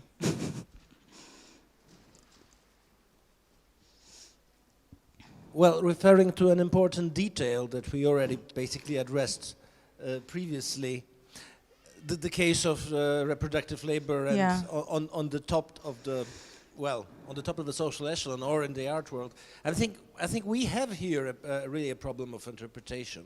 Okay. Simply because there is there is this phenomenon that, well, Althusser called it overdetermination. You may Yes. have two causes, right? Yes, yes. Why I find it problematic to believe the respondents who very often claim women say, why don't you have babies? In Poland they do it very, very much as we should say, of course because we have no money and stability. But this is a safe answer. Then you are not a bad woman anymore.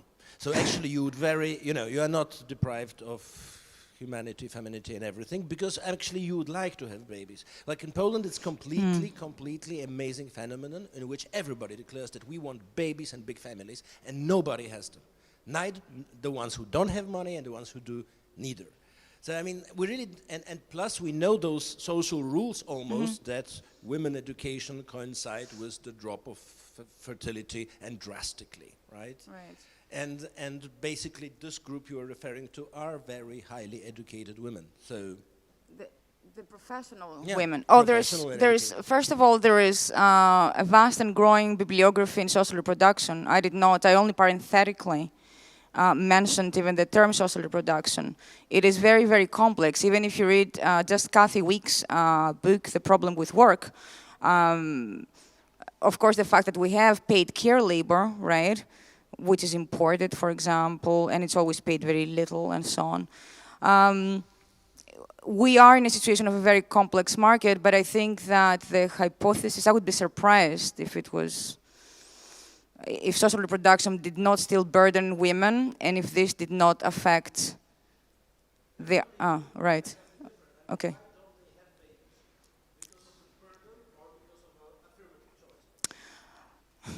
Well, I can't answer on anybody's behalf.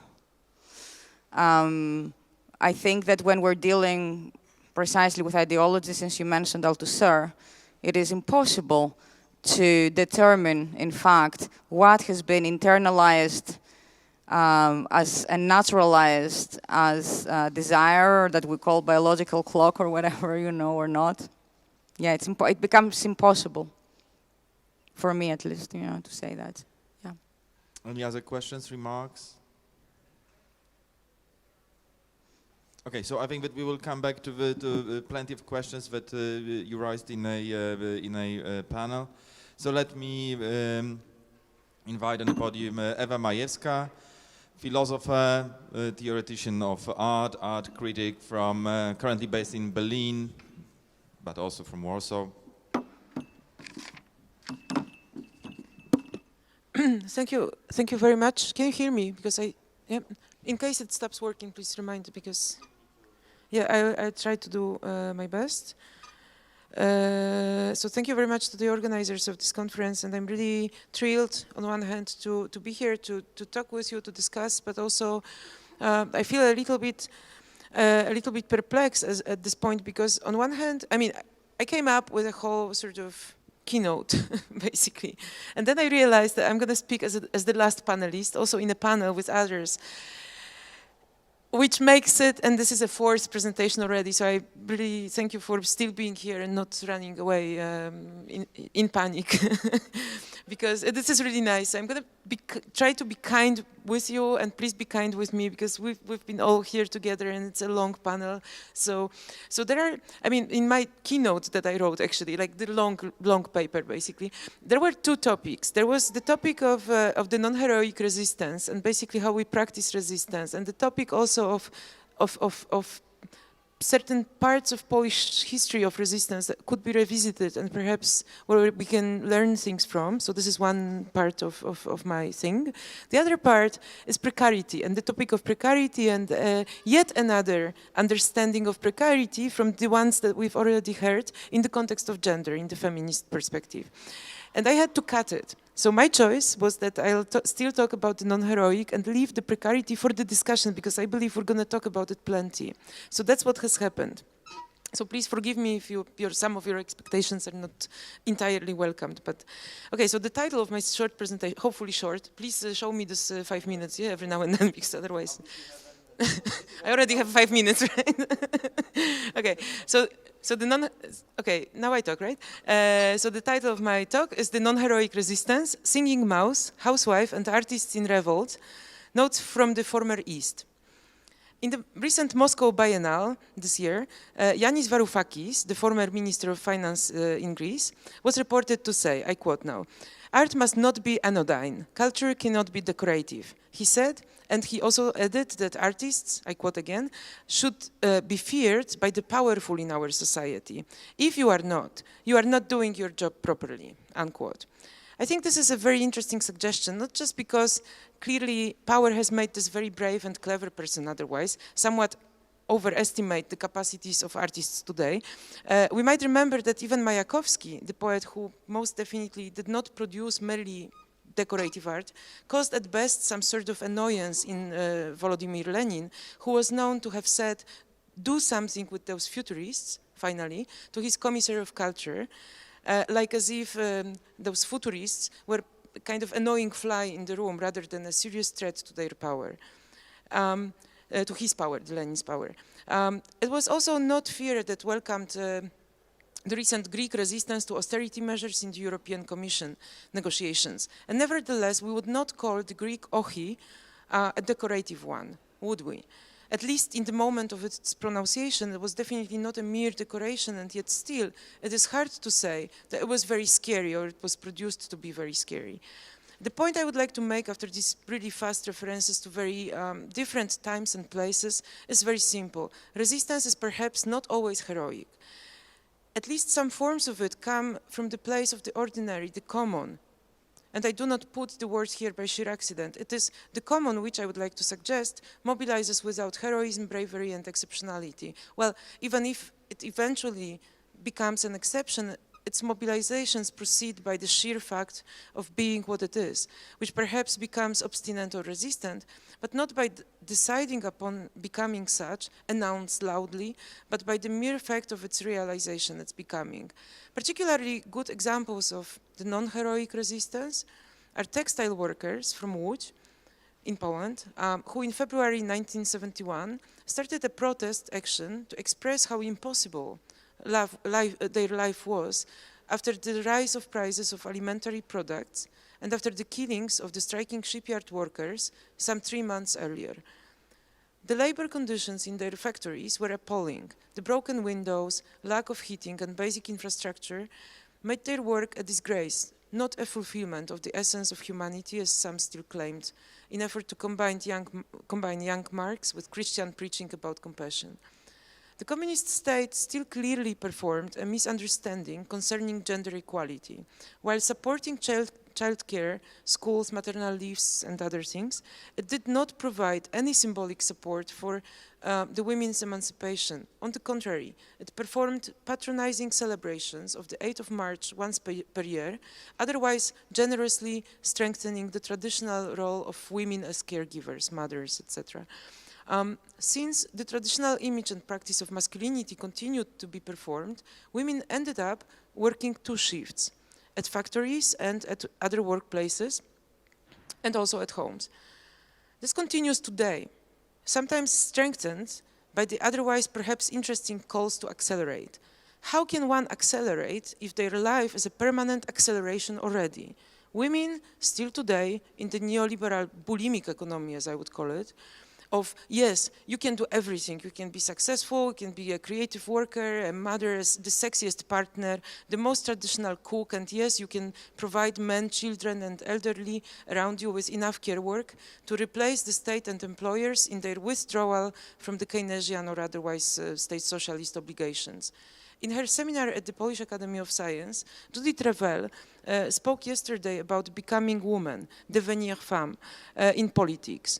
We are here to discuss the precarity, So politics par excellence. I think what she said was perfectly relevant to that topic. In line with black feminist scholars, and particularly with Bell Hooks, whom I had the honor of translating into Polish, also Revel speaks of a transformative becoming woman in politics, one which transforms the existing reality, one that does not merely consist on women's adjustments to the existing reality.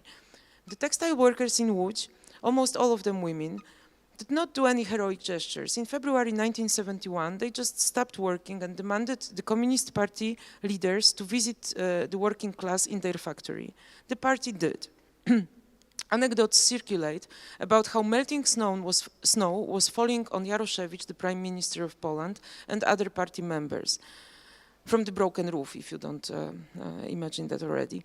The delegation accepted all workers' demands, and a model was shaped for a peaceful protests and negotiations with the state powers, otherwise armed in tanks and ready, as it was seen before, to use them against the working class.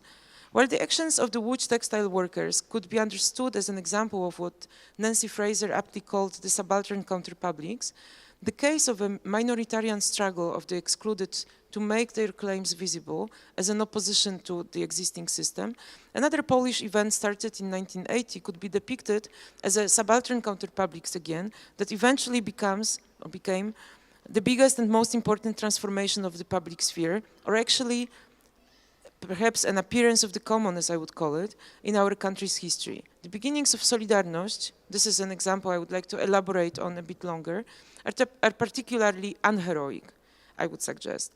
Anna Walentynowicz, a crane operator, female crane operator, if you don't get it yet, getting ready for her retirement in 3 months, was suddenly fired from the shipyard, supposedly for disagreeing with the management about how people have to live after another rise of prices of alimentary products.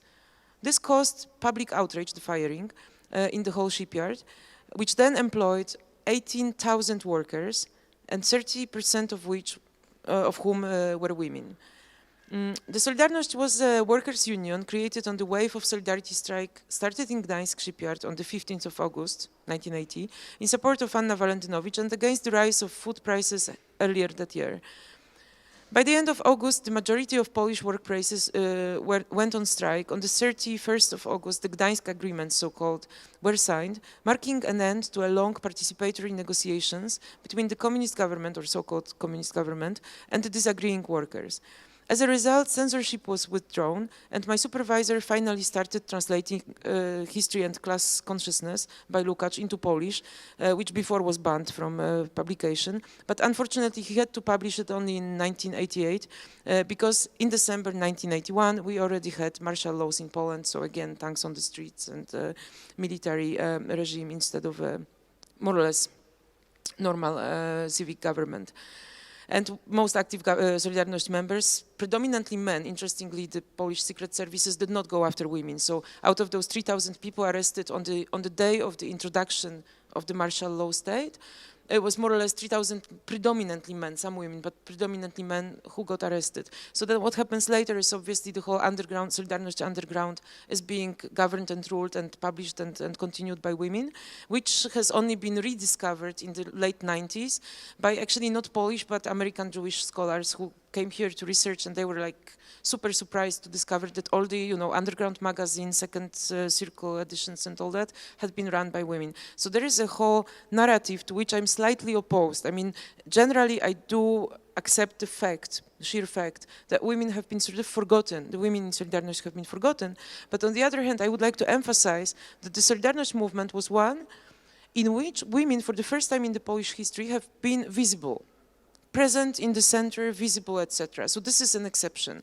And then, so from there, my research on Solidarność and also my suggestions for our future as like laborers and people who analyze labor in contemporary condition, from this point on, an observation I made about Solidarność might be interesting. It is that this was not a movement of heroic break. Nobody had any illusion that the USSR can be combated by some workers in the shipyard. So resistance was futile in a sense, but then it was not, as I'm gonna show you.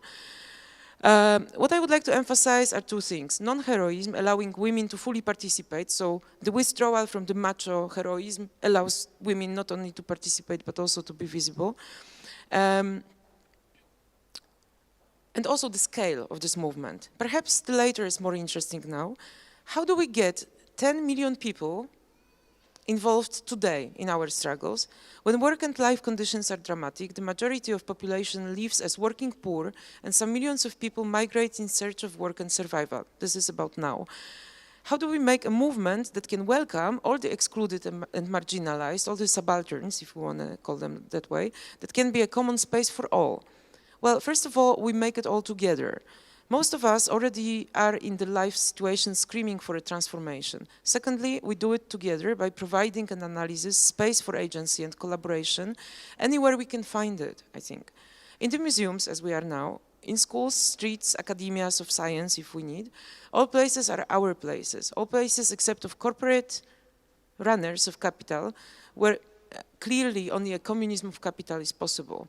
But for us, trying today to find ways to better understand the intersections of art, politics, gender, class, subalternity, and all other problems, the scale should also matter. Without sentimentalizing nostalgia, we have to confront the basic fact. In Poland, any call for a massive protest in the style of Indignados, Occupy. By the way, how do we say occupy in Warsaw? We tried, but it totally reminds the fascist occupation of Warsaw in the war, and this is the only way we use the word occupy Warsaw. Yeah, so trying to say occupy Warsaw now, just no go, linguistically. So we can't do it. Yeah, so we have to use all kinds of like Indignados or whatever. So any effort of producing this kind of movements, also the North African, so-called Arab Spring movements, which we also try to revolt around all kinds of parks and places of free speech, etc. So all of them end up in failure. We, all of us living in Poland and sitting in this very room, have been involved in efforts to build such a movement, to be present in the critical struggle since many, many years. And we all are frustrated here. Frustrated because the movement did not come. We are frustrated because we put so much effort. Frustrated because we study and read Marx, Negri, Revel, Raunik, Lorey, Laclau, and all others. And the revolution simply doesn't want to take place. As Rosa Luxemburg repeated in her letters from all kinds of prisons that she went to, disappointment is a luxury that only privileged can allow themselves to cherish. Any social struggle is an accumulation of resistances of all kinds, of social production, which while regularly undergoing the painful procedures of extraction of value, still persists as a key agency for us to produce, to exchange, to collaborate, also to love and to resist. My small reference to Solidarność partially is about scale. It tries to revisit a tremendous social mobilization, started in a different time, but in a more or less similar socio-cultural context, I would say. It tries to see how it so happened that women were not merely present in it, but also gained visibility and were recognized in it for the first time in the long history of Polish protests, uprising and oppositional movements. How did it so happen that they could be there, visible and active? Well, the non-heroic is the key. This was not a mobilization, as I said, aimed as a victory, at the collapse of the USSR, etc. Actually, in the first demands of Solidarność, the leaving of the zone of influence of the USSR, neither the changement of the system for state communism to anything else was not proposed. So the demands in August 1980 were not about that. The accent was therefore not on who says something more radical, but on how do we work as the common. How do we reorganize and recognize ourselves as a multitude, as a composition of singularities, as different social strata working together for a political change? In 1978, Václav Havel wrote his famous essay, known by all of you, I believe, The Power of the Powerless. He was emphasizing the disappearance of heroism in a world very clearly divided by the Iron Curtain, with military powers on both sides. He wrote about the ordinary people making a difference while engaging in everyday resistances, in the ethics of as he called it, an ethics of a decent person. As much as I agree with his diagnosis on the evacuation of the heroic from the imaginary of the common of the time, I do not agree with his individualist, liberal understanding of the situation, leading to the further alienation.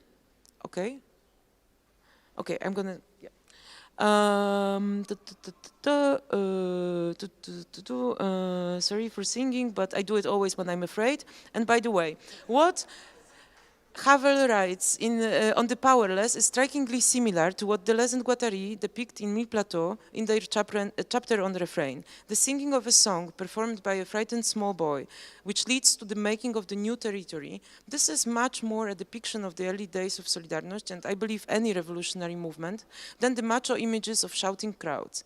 In the beginnings of the strike, the workers were scared, not heroic. They were actually stopped by 3 women from breaking down the strike. So Waltynowicz, Pienkowska and Krzywonos demanded the continuation of the strike.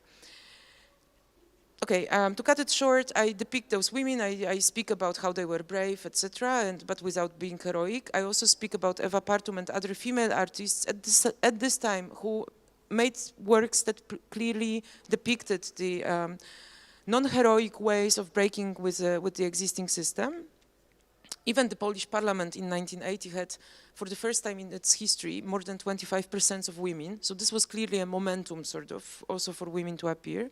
And I'm trying to suggest that actually, if we look at the current situation now, we should perhaps try to also look at those probably marginal but still important elements that might mark some sort of change and transformation. So the last 3 sentences and I'm done, okay? Okay, so there is clearly a story to be written, a story of the common in solidarity, not only in resistance, that I hope that we will perhaps participate in developing today. I hope that my references to the former struggles, my references to the institutions and to the former East will not be misleading. I share the widespread here consensus on not treating historical forms of organization in an antiquaric or merely monumental way. I do want a critical history capable of revisiting inspiring moments in the past and able to proceed from already existing struggles, not beyond or above them. If we are to survive the labor after work, however, we need to embrace the feminist critiques of the existing social movements and concepts. We need to re-articulate our demands in a comprehensive manner, and we need to situate ourselves within the existing world, the now, to better maneuver the future. Thank you.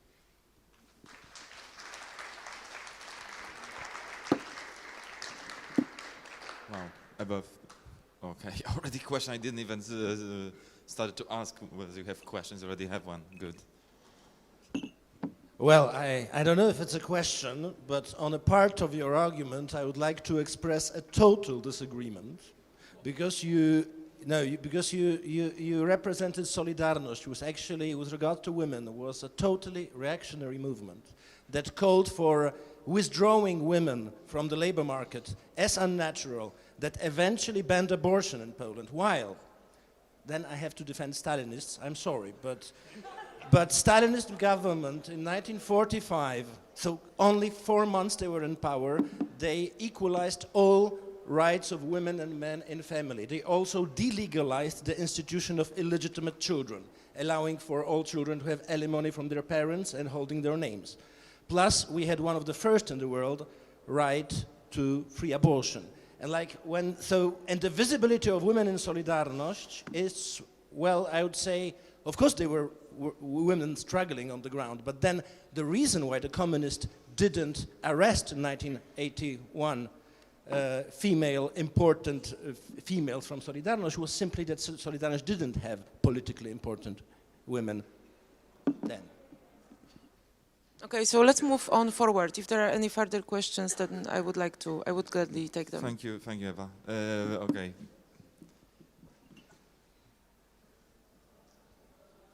This is just because I'm curious also about the practice here and now concerning the common.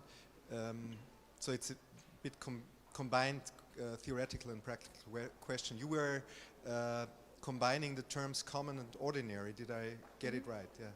So this is quite a difficult question. If the ordinary is really, or the question would be, what kind of ordinariness are you hinting at when you combine it with the common? And the other thing is really asking you the practical, down-to-earth question, what about the organizing under the name of the common that goes on, obviously, here? I'm very grateful for this question, actually, because I think these are two crucial theoretical stakes of the larger research that I'm doing, and this little presentation that obviously I couldn't expand very much. As for the ordinary, I'm thinking of something like ordinary in struggle. I'm very obviously hosting Judith Revel and Tony Negri here also makes my thinking pretty much attached to this concept of subjectivity and the common also being built in a struggle. So I'm thinking if this is just a hypothesis, because I didn't finish the work. This is a recent sort of discovery, and it's caused by this linguistic fact of like common meaning, those two things, right? Common as an element of a political, philosophical tradition, but also common as just a denominator for something precisely ordinary. So I started to dwell on that, and I was thinking of all kinds of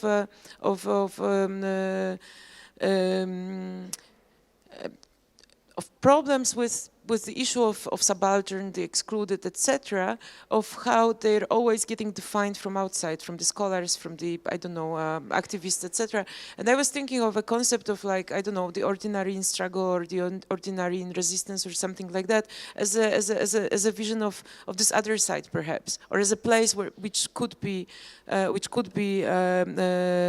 filled with very different imaginary than the one shaped by our positions. So I'm idealistic in this way, I know, because otherwise, I mean, the majority of sociologists or cultural studies scholars would clearly send me to investigate on all kinds of social strata. But the problem raised by people such as Gayatri Spivak and others is that precisely even if we get to, I mean, I did make interviews with shipyard female workers, for instance, and I would never claim that I have some authentic knowledge that you guys don't have, because probably most of you never speak with a shipyard worker in Gdańsk, no, a female worker, I mean, because they are, by the way, they never have time. So to make a set of pictures, I had to spend 3 weeks over there, because otherwise it was impossible. They had 15 minutes for their change of clothes in the morning, then 5 minutes in the lunch, and then 15 minutes sometimes in the evening. And my friend working with male workers in the shipyard would always tell me, hey, go for a beer with them. And I was like, no, they can't, because after the shift in the shipyard, they have the shift at home. And even if they are the sole wage earners, their husbands or children don't care. They have to cook dinners or whatever, and so it was so from there a point about precarity, and I'll get back to the question very soon, but a point about precarity, I also kind of oppose to this concept that contemporary governmentality doesn't have anything to do with binary gender roles. I think in some countries it doesn't, but in some countries it does. Research in Poland, in Italy, in Britain, that I know of, clearly shows that there is a gender divide over there. So the ordinary would be an ordinary in the making, in resistance, and also a concept that would allow to oppose that would be a contradiction to this heroic masculine sort of vision of subjectivity, of how we make the political claims, etc. I'm not sure if it answers, and I will think about it again, because it's really, yeah. Okay, people, but is it a question? Or is it a long statement? No, because I'm just asking because, you know, if it's a second, we will not go there. But if you, sorry, I have one more. Michal, thank you for the question. Obviously, I mean, it's super good that you keep your hand on alarm or something, and you know, the point is, I didn't say it. So you're right to object. I'm not sure if you're right to speak about Stalin in this place, because Stalin was actually the one who forbid abortion in the USSR. So you never. Lenin was the guy who made the, you know, actually Alexandra Kołłątaj, to be very specific. Yeah, I know. I mean, enough no, but I mean, one more sentence. No, sorry, I will Kuba, one sentence. I depicted only Solidarność 1980-1981. I didn't go any further. You are right about the next years, but yeah, I also thought that it's about like revisionist history of solidarity, which actually tries to somehow emphasize the role of women in it, which is, of course, as we know, completely overshadowed by these heroic white fellows who later on imposed all these regimes that you spoke about. Anyway, so is there a question for clarification? Okay, good. So maybe let's Thank you very much. Let's Michal, Angela, Corina, Joanna, please. She also deserves clapping, of course, people. Sorry about, yes. Sorry, but I'm thinking in terms of like, gratification for labor and all that shit. Thanks. It was a very right. Yeah, and of course I should also note that next time you organize a conference and you need a person to prepare a keynote, Eva obviously is the one who makes it by default. So, very, Wow, people like Wicka told me, like kind of policed me a bit that as one of the organizers, that because we were a bit delayed in the beginning and now we are getting also late for lunch, we should all make it in 15 minutes. I really don't know how we can do it, and I'm really, I think we can also sit silent for 15 minutes, otherwise we would just get too many things on the table because, there are already such a lot of things on the table, and I think I would really get... Sorry? These are people, not things. On the table. Are the people? There are several speakers around the table, of course.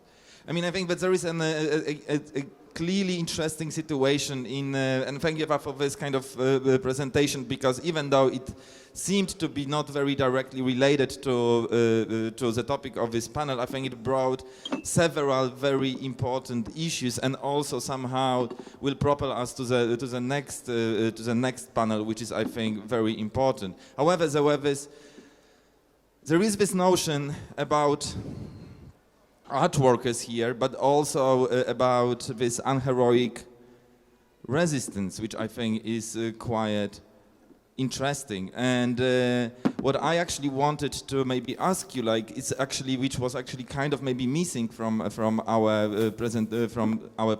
of the presentations, is: do you see this kind of situation in the art field, or like this conundrum of art and work, as some sort of a place where resistance can happen? Because, Angela? Because you talked about separatists, for example, but then... things are not black and white, and you can have, of course... you can have resistance, but I don't know if it's going to be effective in any way, which is a total different thing. Like resistance alone, fine, it's a precondition of whatever, but if it doesn't, if we don't also have a bit of victory from time to time. Anybody else who wants to? I think, my idea was to first to make the resistance less heroic, and then perhaps to have a less heroic victory also. So I absolutely agree with... Let's have just one little victory, which we haven't had any. We have defeat upon defeat upon defeat.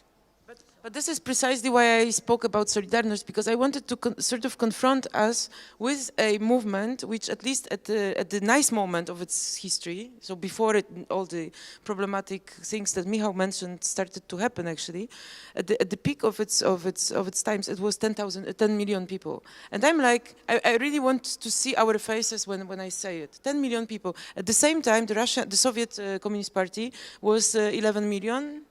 And the Polish Communist Party was 3 million, okay? So this is the proportions. It was massive. And Poland was 36 million. So 1/3 of the adult people belongs to Solidarność. This is a movement we want to have, right?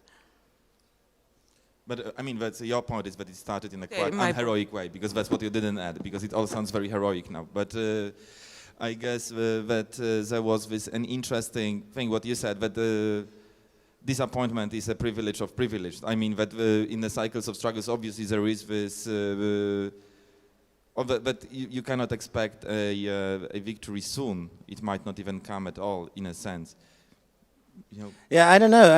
It seems also to me, like I was reflecting upon it a bit during your presentation, that, well, even this genuine, fabulous, creative, courageous, and revolutionary to a great extent, alliance of the avant-garde with the working class movement also has proven to be total failure, and maybe for the reason that were fundamental and overlooked in the very beginning. So I think the only answer to this question, we have to work out a concept of a humongous victory composed of little defeats. Like this, otherwise...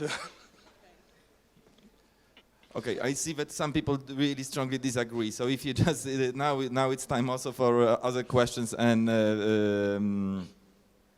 statements. I mean.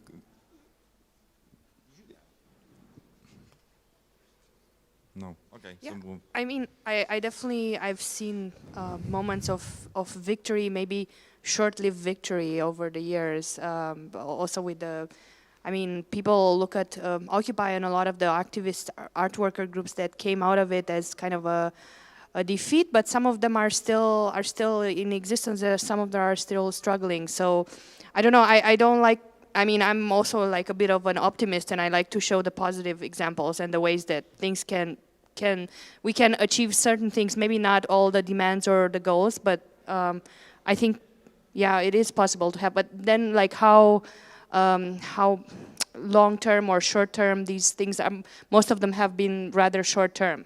That's like the other problem, and most of them have been sustained by the efforts of like few individuals who have stayed engaged in these struggles. So that's another problem that I know from my also personal experience. Okay, maybe let's not get into by default whether we are pessimists or an optimist, because it's really not a discussion that we want to have here.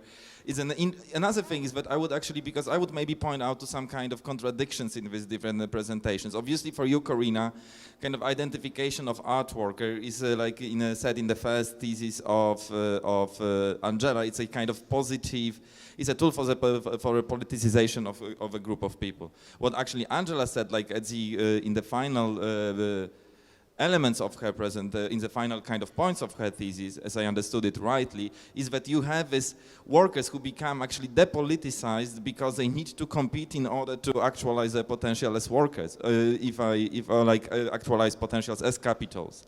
So this is I guess one of the basic contradictions here, right? And in terms of class composition, also in our research, like about this vocational involvement of people, it's also a very specific type of workers who do not want to really leave their factories. Anyway, can you just elaborate a bit on this point?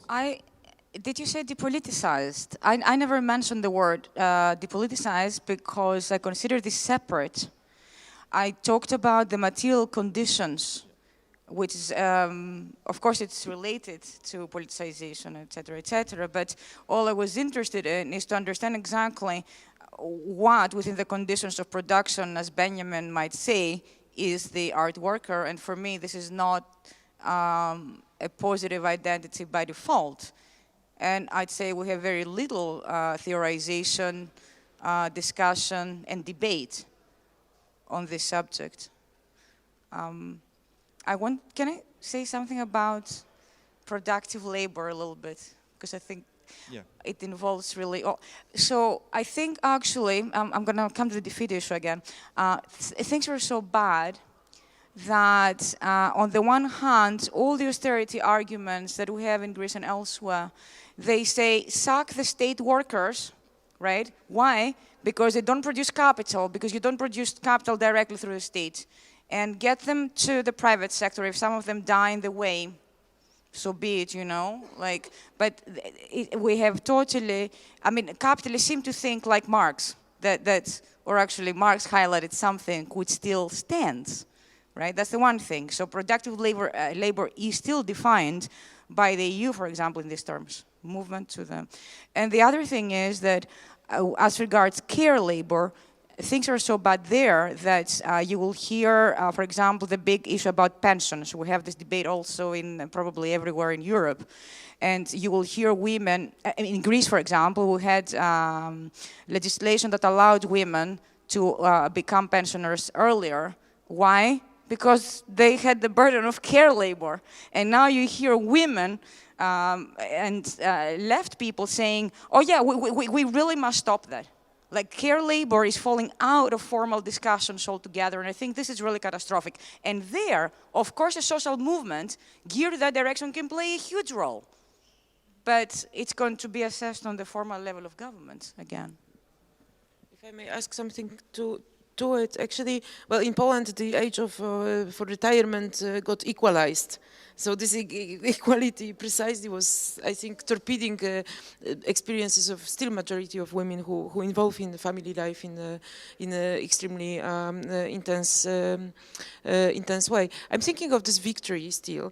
So coming back to your topic from some sentences before, I think at least in Europe, perhaps the only victorious group was still women and the feminist movement somehow. I mean, there is this whole redefinition of what gender is, how life is structured according to, and also rejecting the religion-based natural order of things.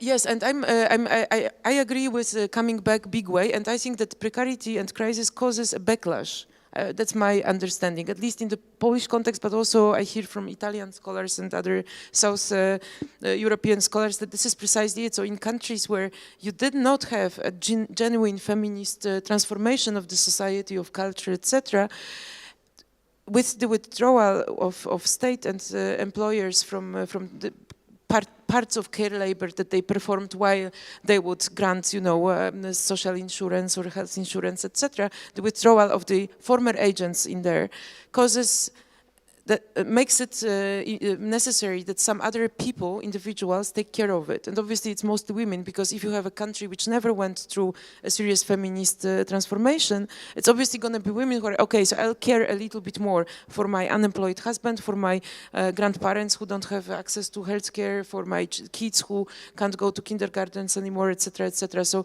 there is this avalanche, I would say, in Poland at least, and in probably whole former socialist bloc, as it was called, of care labor landing on the back of women again. So to me, this is it's not a disagreement directly with Isabel, because I believe that also Isabel's pronunciation was about governmentality, so it was not exactly about the concrete practices. Sorry, I was trying to locate you somewhere there. So I believe that there is a discussion to be made about that also. But I think, it is coming back big time. But still, if somebody was victorious, it was clearly women. Okay, great. We have a question from the floor.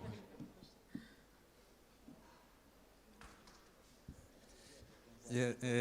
Hi. Thank you for the presentation. For all of your presentation.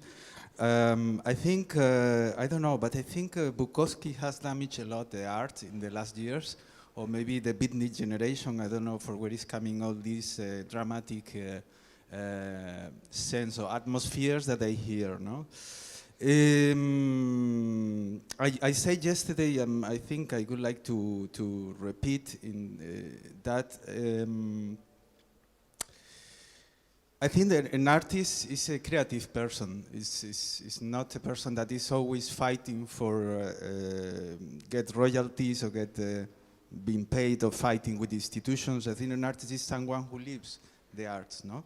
And from drama to victimization, there is a very short step, and we can be in danger if we use as a resource the victimization of artists, of art. What I think basically is that the artists have fallen in the trap of make the duty work of their bosses and the institutions. And it means we need to overcome this situation. And to overcome this situation, I think it's not necessary to repeat ourselves in how dramatic is our lives, but try to recognize the people that is living really as an artist and are producing things in a different way, and not trying to divide much more the art field as is already divided, no?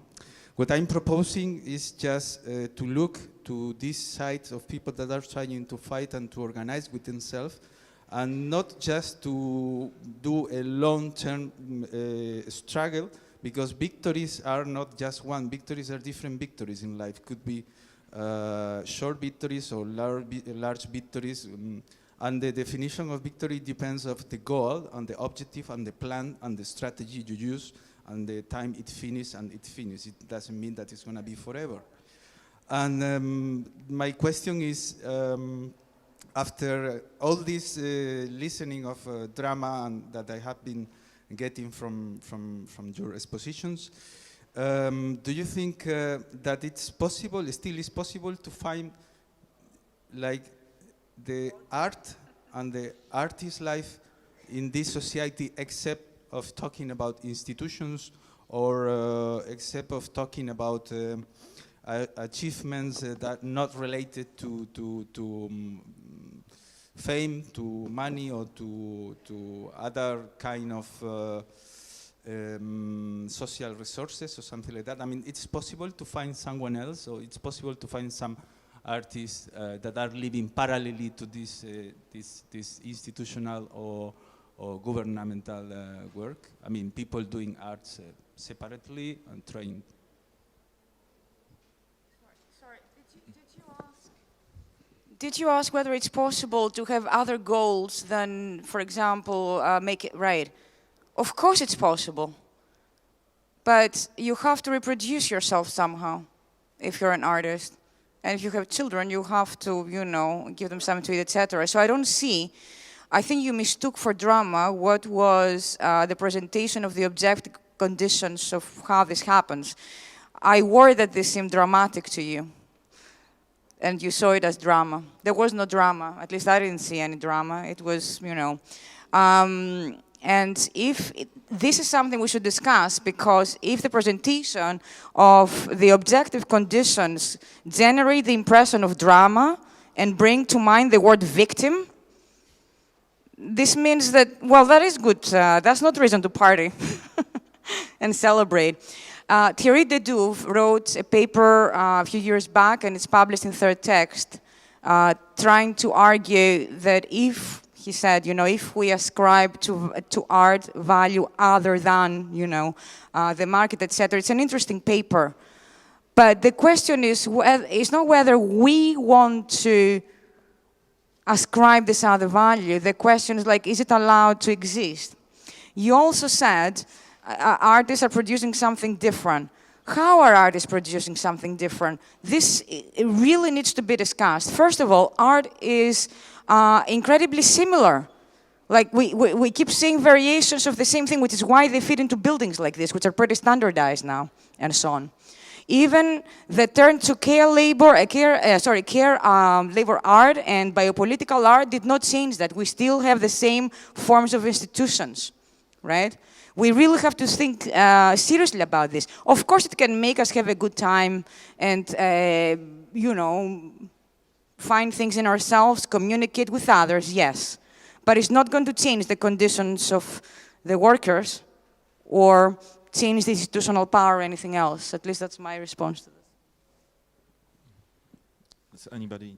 I would like, maybe not really answering your question, but rather referring to the way how the premise, how you started. You started from the affirmation that artists are creative people, and this is actually very interesting, because like this, well, from the perspective of social science at least, we wouldn't take it for granted. I mean, because who is more creative? A taxi driver in Havana who manages to operate his car, American car, from the 40s until 2015, or a producer of a novelty conceptual whatever. Yeah, I mean, but one thing is for certain, and we should be very much aware of this problem, that creativity became central in art, and it completely kicked out beauty a long time ago already. But what is really behind it, and what sort of privilege and capital stands between the distribution of this noble title of creativity? I mean, of course, it's not really asking about what it is. It's about asking about how it is socially distributed, constructed, evaluated. Yeah. I think I know what stands there. It's cognitive capital. So, just to answer, I was thinking also still of the question of Gerard, and I have one or two things to add to this concept of ordinary. So obviously there is a sort of dialogue with, and I mean, I wrote about Gerard's book about the knowledge factories, and this figure of the singing mouse that I actually referred to in the title of my presentation is a sort of opening to precisely to all these singularities, possible developments of the common also, that do not accentuate the autonomy as it was built in the modernist discourses, the heroic autonomy that was based on millions or masses of precarious others. It's precisely an effort to locate all those embodiments and creativity. I was thinking when you were replying to the question about creative artists, I was thinking of single mothers. They are highly creative. I mean, several friends of mine, several people in my family are single moms, and the creativity they come up with. But they have no choice. That's yeah. Yeah, you're right. And so the kind of creativity that happens while it's forced, and you can always say like, oh, this is not really creativity because it was forced. So this choice also is because we don't choose things. We don't choose most things. We don't choose. I think. Yeah, sorry for saying this. Everybody knows it, but we don't choose abortion, for instance. I never chose abortion. You know, I was made to choose it somehow. You know, with growing, becoming atheist. I don't know, Marxist, independent woman. By the way, actually willing not to have children, and also having this anarchist of like, I'll break the law. So when chance came, I already did, and you know, but this is not a choice really. I mean, I could fetishize my choosing, you know, a termination of pregnancy, but this is not it. This is not on the level of choice. I was made to do it. It would be super strange if I decided to keep it, actually. Right. Okay, maybe the last, Pancho, do you want to say something? Yes. I don't know if it's a commentary or a question, so I will, but thinking of this thing of non-heroic resistance, I think that in these days, in the last few weeks, when we have seen cars coming from Hungary to Austria, taking migrants, smuggling, a self-organization of the people that wasn't heroic at any moment, but was absolutely resisting towards the forms of governance and the forms of violence of Europe. I think that what is interesting to me is something you were mentioning, and Eva and Corina was also reflecting upon, that would be, you were mentioning about the role of women in the production of fanzine and all a set of art tools. So my question is how to think the recomposition, not in the arts, but of art into society, how these practices of expression, practice of acceleration of circulation and visibility of some imperceptible acts and politics can come from can use art socially in order to reinforce an ability of building small victories. Because in this sense, I go to Angela. I agree that there is not a drama in the situation of art. There is a material situation, but I disagree when you say everybody has to reproduce, and I think that the reproduction needs to be in common, and somehow the link to is not a disagreement, actually, is a dialogue. But I meant everybody needs to stay alive for one more day. Yeah, but what is interesting is how these spaces of cooperation, these non-heroic resistances, these imperceptible politics produce a ground where some a connection, a composition between art and society can be, I think, victories, and can be something that enrich us all and can allow a different way of reproducing ourselves. I don't know, it's a commentary rather than any disagreement, actually. No, but I think it's very interesting. So do we have time to for you to clarify more what you mean, that because I think it would be very interesting to hear how it differs. Sorry. So if you could expand a little bit on your last point, for me at least, I would. You mean in terms of this kind of reproduction Yeah, problem? because you said that, if I got you correctly, otherwise I'm sorry, that there are different ways to reproduce, by which I understand to maintain and reproduce the material conditions that keep us alive, right? Well, yeah. I think that, for example, if you think about the situation of the refugees welcoming right now in Europe, you can see that there is the possibility of, actually I think it was one of the first moments in which I felt European, in this disobedience of the borders, in this construction of a collective action that was taking Europe as a conflictive space of sovereignty at the end of the day. And maybe there is the possibility of entering into a cycle of welcoming that is a social life.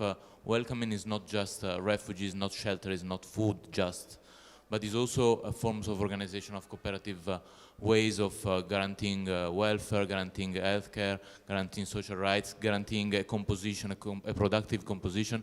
So I think that when there is this non-heroic resistance, we also open the possibility of building a certain level of autonomy, of self-organization, of different forms of reproduction. I'm not making myself more clear. No. But sorry. So where will healthcare come from, for instance, in that case?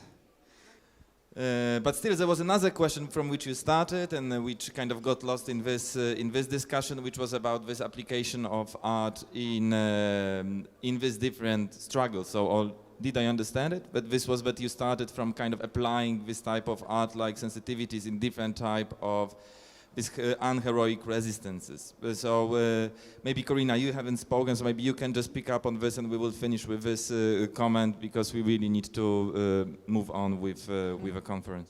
Yeah, actually I spoke earlier, but yeah, I mean, I mean, a lot of the examples that I gave, and it's also because of I'm trained as an art historian, but I also look at the relationship between, these art workers movements and kind of the visual language, if you want avant-garde language, but it's not always avant-garde language that they produced. And yeah, I mean, I think it's very useful, and I think also what I try to show that what we do and other groups do is that we do kind of try to find this, aesthetic, like formal also, but like vocabularies to kind of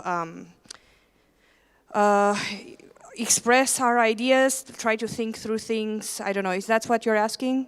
I definitely think there's like a real clear purpose and a lot of examples that I've shown and that, that are used in this way. Yeah. Okay, people, so thank you very much. Now a collective clap for our speakers.